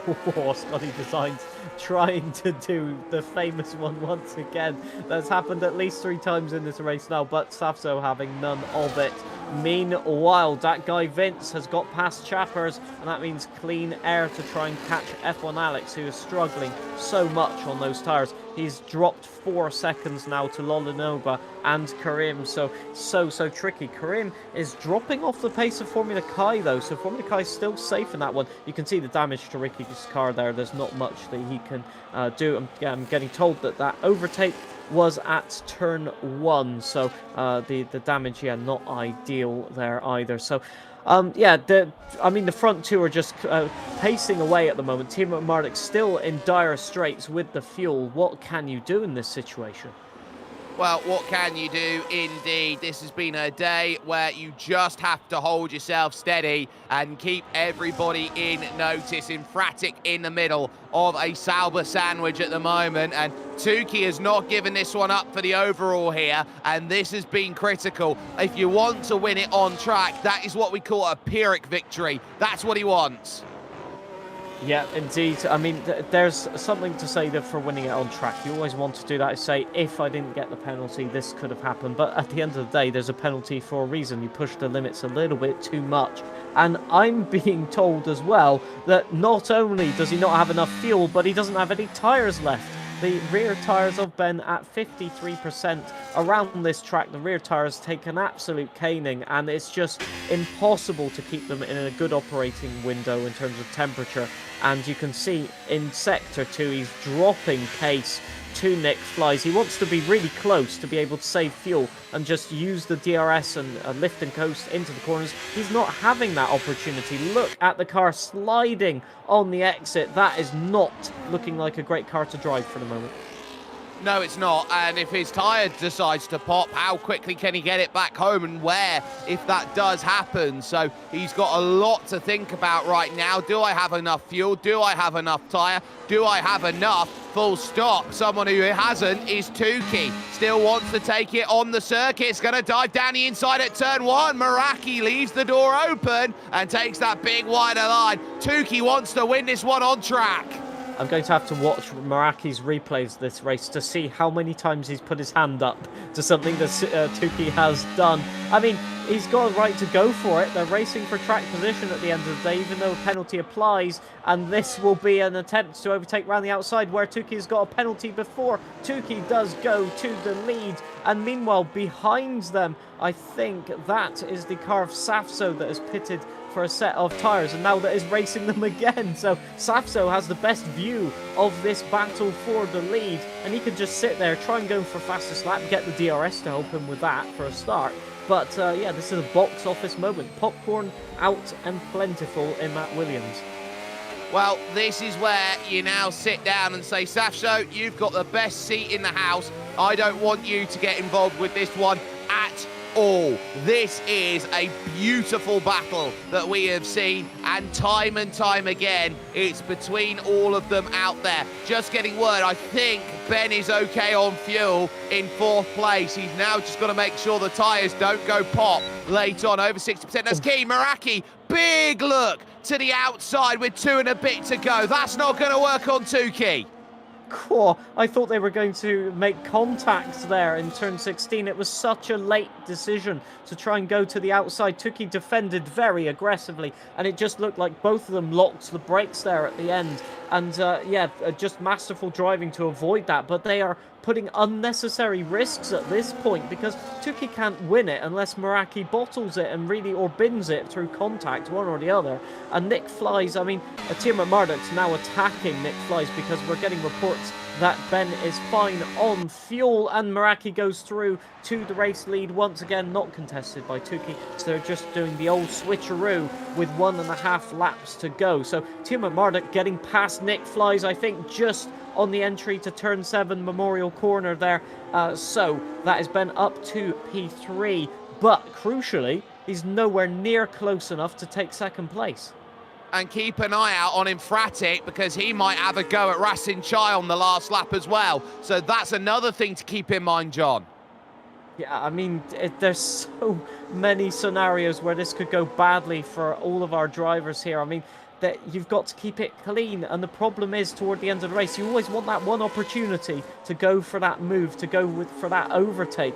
And after so many laps of racing, your brain can just make that split-second wrong decision. So it's so crucial toward this last lap of the race to just keep your head on your shoulders. But it's tempting. As a driver, you always want to go for that one extra position. Well, there is just one lap, one position. It's in the hands of Meraki here on this final lap. Knowing how difficult this race has been for so many out there, knowing that he has built this margin and now all he needs to do is bring it home from here. Even if Tukey passes him, he's got 6 seconds in the back pocket, and Tukey's going to want to get this done. Move done on Republic Boulevard, now onto the Raffles. There is Scotty Designs picking up fastest lap. Yellow's out there in Sector 1, and there for Meraki, it's a defence needed critically through Memorial Corner. Now on the exit of Nicol Highway, they head on to Stamford Road. They will drive around the Singapore Recreation Club on the inside through Turn 8 and onto St Andrews Road. Now driving to the Arts District here of Singapore, in towards the Singapore Sling, passing the Victoria Concert Hall there on the right-hand side and flicking through Formula Kai, through on Infratic, and that's critical because it gives Juan Razin Chai a little bit of gap to go and work with. The Anderson Bridge for your leaders, and then the Esplan Bridge and the Jubilee Bridge come together. Off of the brakes now into the Esplan corner, back onto Raffles Avenue. Meraki still with half a second in the back pocket and saying, it is all mine to work with and nobody is going to touch me. On the brakes, into the right, left, and on track in complete dominance without anybody looking behind. This is what you call miraculous. It's Meraki who takes it at Singapore.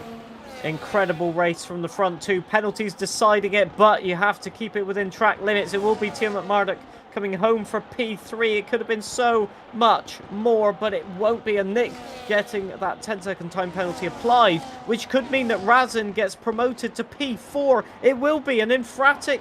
Formula Kai even gets promoted with Nick down to P7. What a disaster at the end of the race. Karim, after all of that pace, after battling for the lead, it will only be P8. That guy Vince, P9 after great performance. Lolinoba will just miss out on the top 10 with F1 Alex getting that position after a heroic drive on those completely leftover tyres. Well, absolutely pinpoint precision needed today from Meraki. He just played his cards to perfection. And you have to say there, John, on a day like today, where you look at Razin Chai mired in the pack, these are the points you score that puts you right up there in the championship picture, and you turn around to everyone else and go, yeah, beat that. Yeah, when you know you don't have the car performance, you have to play it cautiously, intelligently, and just think about everything. And that's what I will say both Sauber drivers did today. They knew they didn't have that pace on Sector 2. They made it work in qualifying somehow, and they just intelligently did that race where other drivers made the mistakes. They didn't, and they got a lot of points to show for it. So what more can you say, really? They did the hard work. Infratic takes the cleanest driver award. The fastest lap belongs to Scotty Designs at the end, and Tiermat Marduk, if there's anything to go with, is driver of the day. Meraki taking himself up the order in the championship with a big win. Back over to Alex Heron and to Kieran McGinley.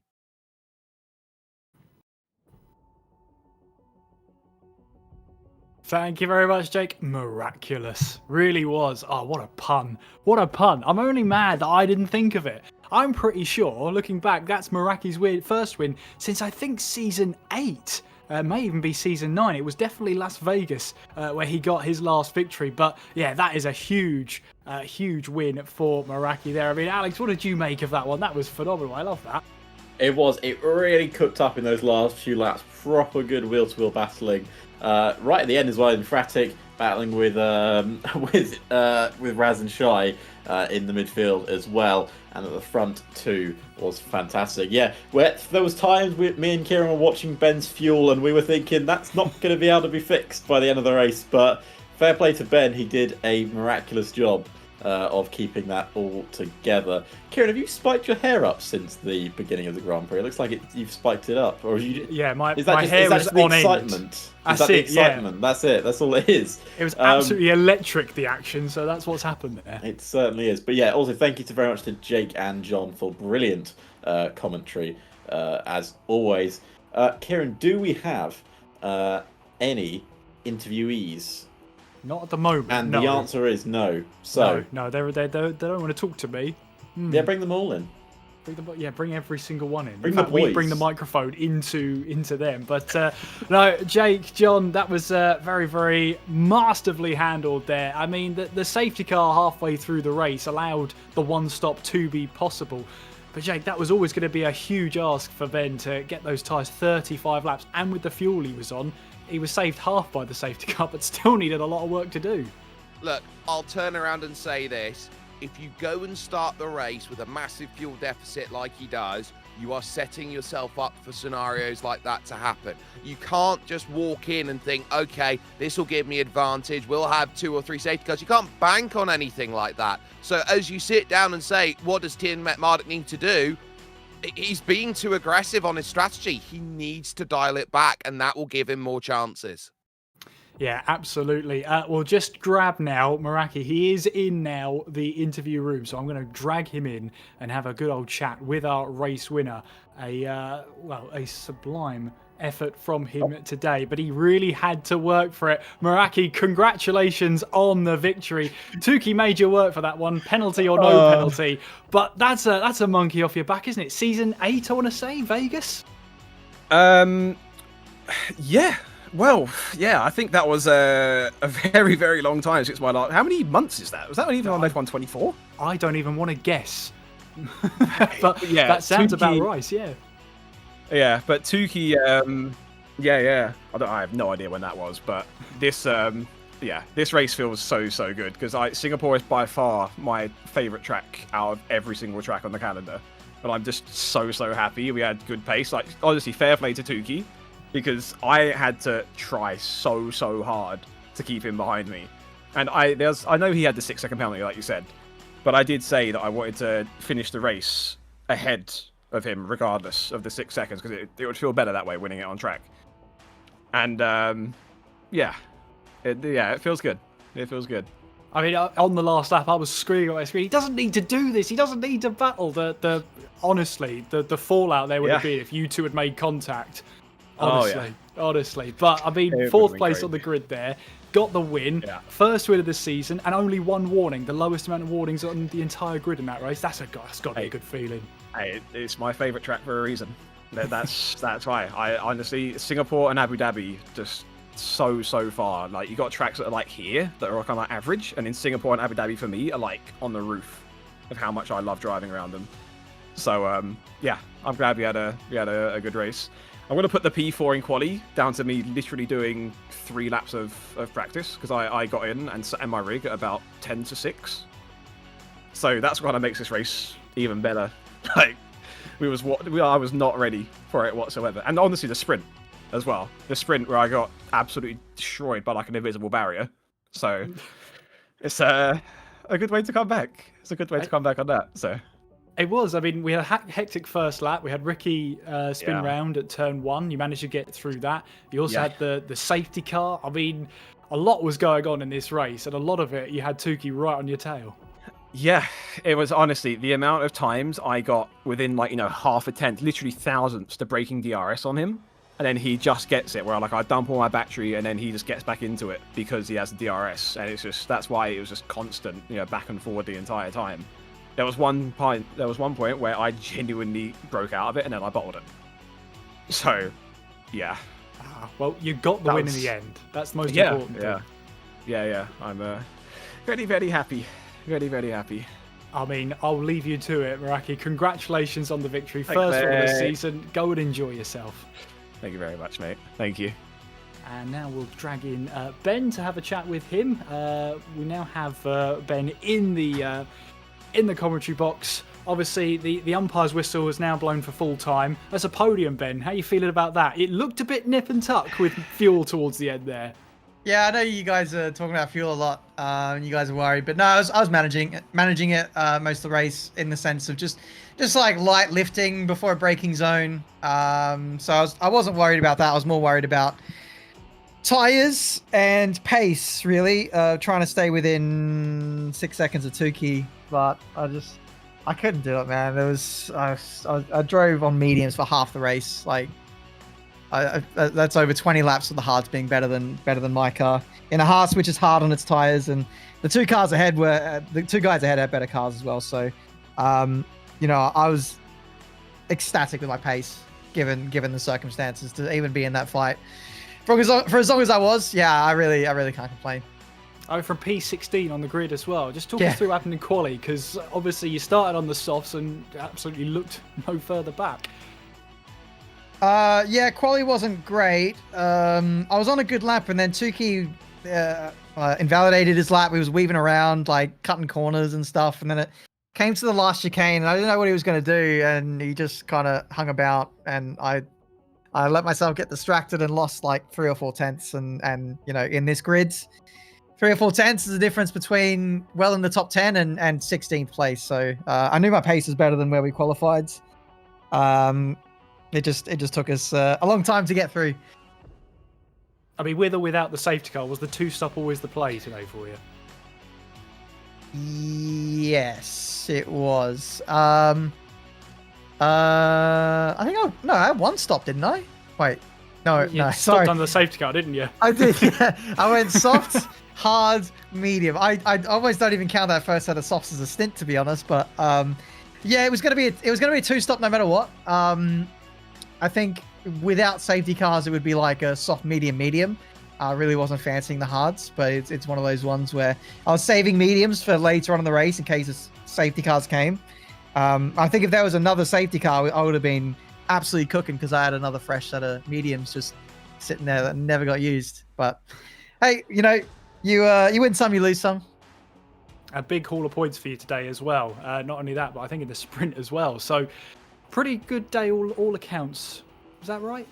Yeah, it's been solid. I think I gained the most points out of anyone this round, so really I can't complain about that. A few people missing today, a few people missing next week. Yeah, had good pace, had some really good battles midway through the race. Really like trying to carve my way through. So yeah, some good content was had today. Can't Great complain. stuff. Great stuff, Ben. Thank you so much for the chat. Congratulations on the podium. I'll go let you celebrate and cool off, I'm sure. Cheers, guys. See you next week. Thank you very much. And with that, let's bring the band back together. Come on, join me, everybody. I really enjoyed that one. We had Jake and John there taking us through the action. They're over there, actually. There you go. There, I'm pointing now, but I'm slightly... There you go. There they were. Look. Anyway, I'll come to you first, though, Alex. Great race. I mean, there was a bit of drama in that one, but lots of following along DRS trains, and all of the matter of trying to keep everything cool and maybe a tiny bit of fuel saving if you're Australian. Yeah, I think it was an interesting one, especially after that safety car. But my question is, I think that race could have been completely different if we hadn't have seen that lockup on the safety car restart from the other RB, because it sent him down the escape road, and basically that was him locked in for the rest of the race, because we saw how difficult it was to overtake with DRS even, with the engines running so hot and just dirty air. Kind of made his own grave there, Karim. But it was unfortunate because I think he had a really good opportunity to challenge for the win that race. But Meraki, did his job, won the Grand Prix, and it was definitely a fun one to watch. But Tukey as well, even though he had that 6-second penalty, never let it phase him, finished second place. It's very, very impressive. Very impressive indeed. John, obviously you were on the receiving end of that spectacular pun from our very own Jake. But apart from that being the best moment of this race, Meraki finally sort of breaking that duck of wins in the Creator Series. A great day for him. But again, it comes back to qualifying was so important today, wasn't it?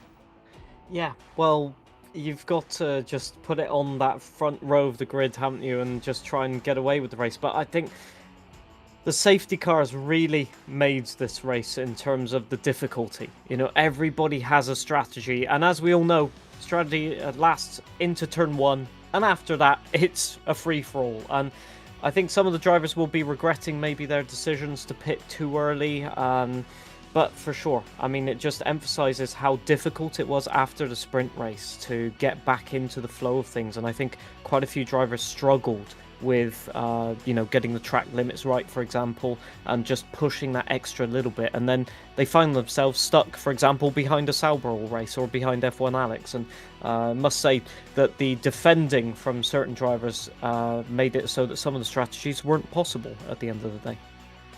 It was one of those where it was the closest thing you can get to an endurance race in F1, wasn't it, Jake? And the overtaking was so difficult at this track, as it normally is at Singapore. But those that were, the cream rose to the top, especially those that managed to get the lap in qualifying. That's why we talk about qualifying. Qualifying isn't just this arbitrary thing that we run about with just to make sure that there's racing on a Saturday so that we move into a Sunday. Qualifying is there so that the quickest drivers have the best chance of winning from the front of the field. And if a driver isn't as quick and he's having to, or they're having to really defend and hold themselves back, you are going to see these gaps go out. You are going to see a race like this where it becomes impossible for 80-90% of the field to run themselves through and gain those overtakes. And often I think that's the dying art that is missed in Formula Star racing. Everyone talks about racing that's got to be action-packed and exciting and have 3 billion overtakes and everyone's going at 280 miles an hour into corners and all the rest of it. No, sometimes you need to sit down and have yourself, less of the caviar, a little bit of a roast dinner to make sure the tummy feels a bit better, have a race with very little overtakes. It's one of the reasons why I think Monaco should always be on the calendar and Singapore a very good second. They say prepare for everything in commentary. I was not expecting to talk about nausea towards the end of this one. Hey ho, that's why you're here. That's why we're all here. And thank you so much as well for joining us for this Creator Series stream. Round 4, of course. We don't know where we're going yet, and that's what makes it so exciting. So make sure you do get the follows down below so you don't miss another race. There you can see the calendar then.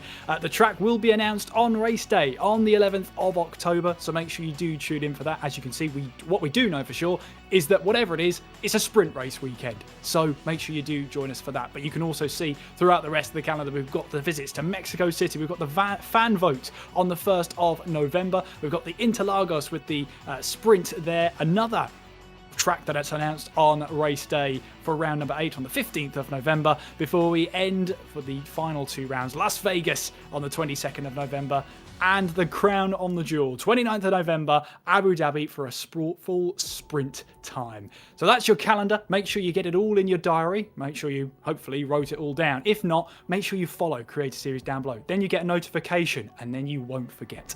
And thank you as well to our broadcast team and TK behind the scenes as the producer. You won't get to see him unless he's now going to flip to a camera that's just of him. Unfortunately, I don't think he's got that set up yet. But I'll take you through. Alex, thank you so much for running the clip, but where can we find you on socials? You can find me pretty much anywhere at DefLink10 on pretty much all the socials, and our producer's being very naughty in the background actually. But yeah, no, you can find me pretty much anywhere at DefLink10 on socials. I haven't streamed in a while because I've been very busy, but I'm hopefully going to get back into it soon with the release of the new Football Manager game, if there's a certain man in his commentary box who's ever free. I don't know who we could be talking about. John, thank you as well for being in the commentary box. Where can we find you on socials? It's a pleasure to be here as always. I love the race, and if you want to see people crashing into trees or barriers a bit more than we saw in the sprint series, you can always find me at anything at is amusing, where usually my talent isn't as good as these guys that we saw racing. You see, maybe that's why people watch, so go ahead and do that. Jake, thank you so much for leading the commentary as well. Where can we find you on socials? You can find me in all sorts of different places. I've got an Instagram that I don't use. You can catch me on X or Twitter or whatever you want to call it, at Jake_Sperry. You can catch me over on Blue Sky at jakesperry.bsky.social, and you can also catch me on Twitch at Mr_Sperry, where sometimes I do play Football Manager, but not the new one. I will stay on FM24 until I do 100 years of that and some other amazing things. Also, check out my new website, jakesperry.com. There's a man of culture, you see, sticking with the icons in Football Manager 24. You can find me on all the socials. It's probably easier to just point at my name here, because if I try and spell it, we'll be here all day. Put an S in between for some of the platforms as well, and hopefully you'll be able to find me. How can you miss this face and this voice? Anyway, thank you so much for joining us on the stream tonight. Hopefully you've had a great time. We'll see you on the next one for Creator Series. Until then, take care of yourselves, have a great evening, and we'll chat to you soon. Bye-bye.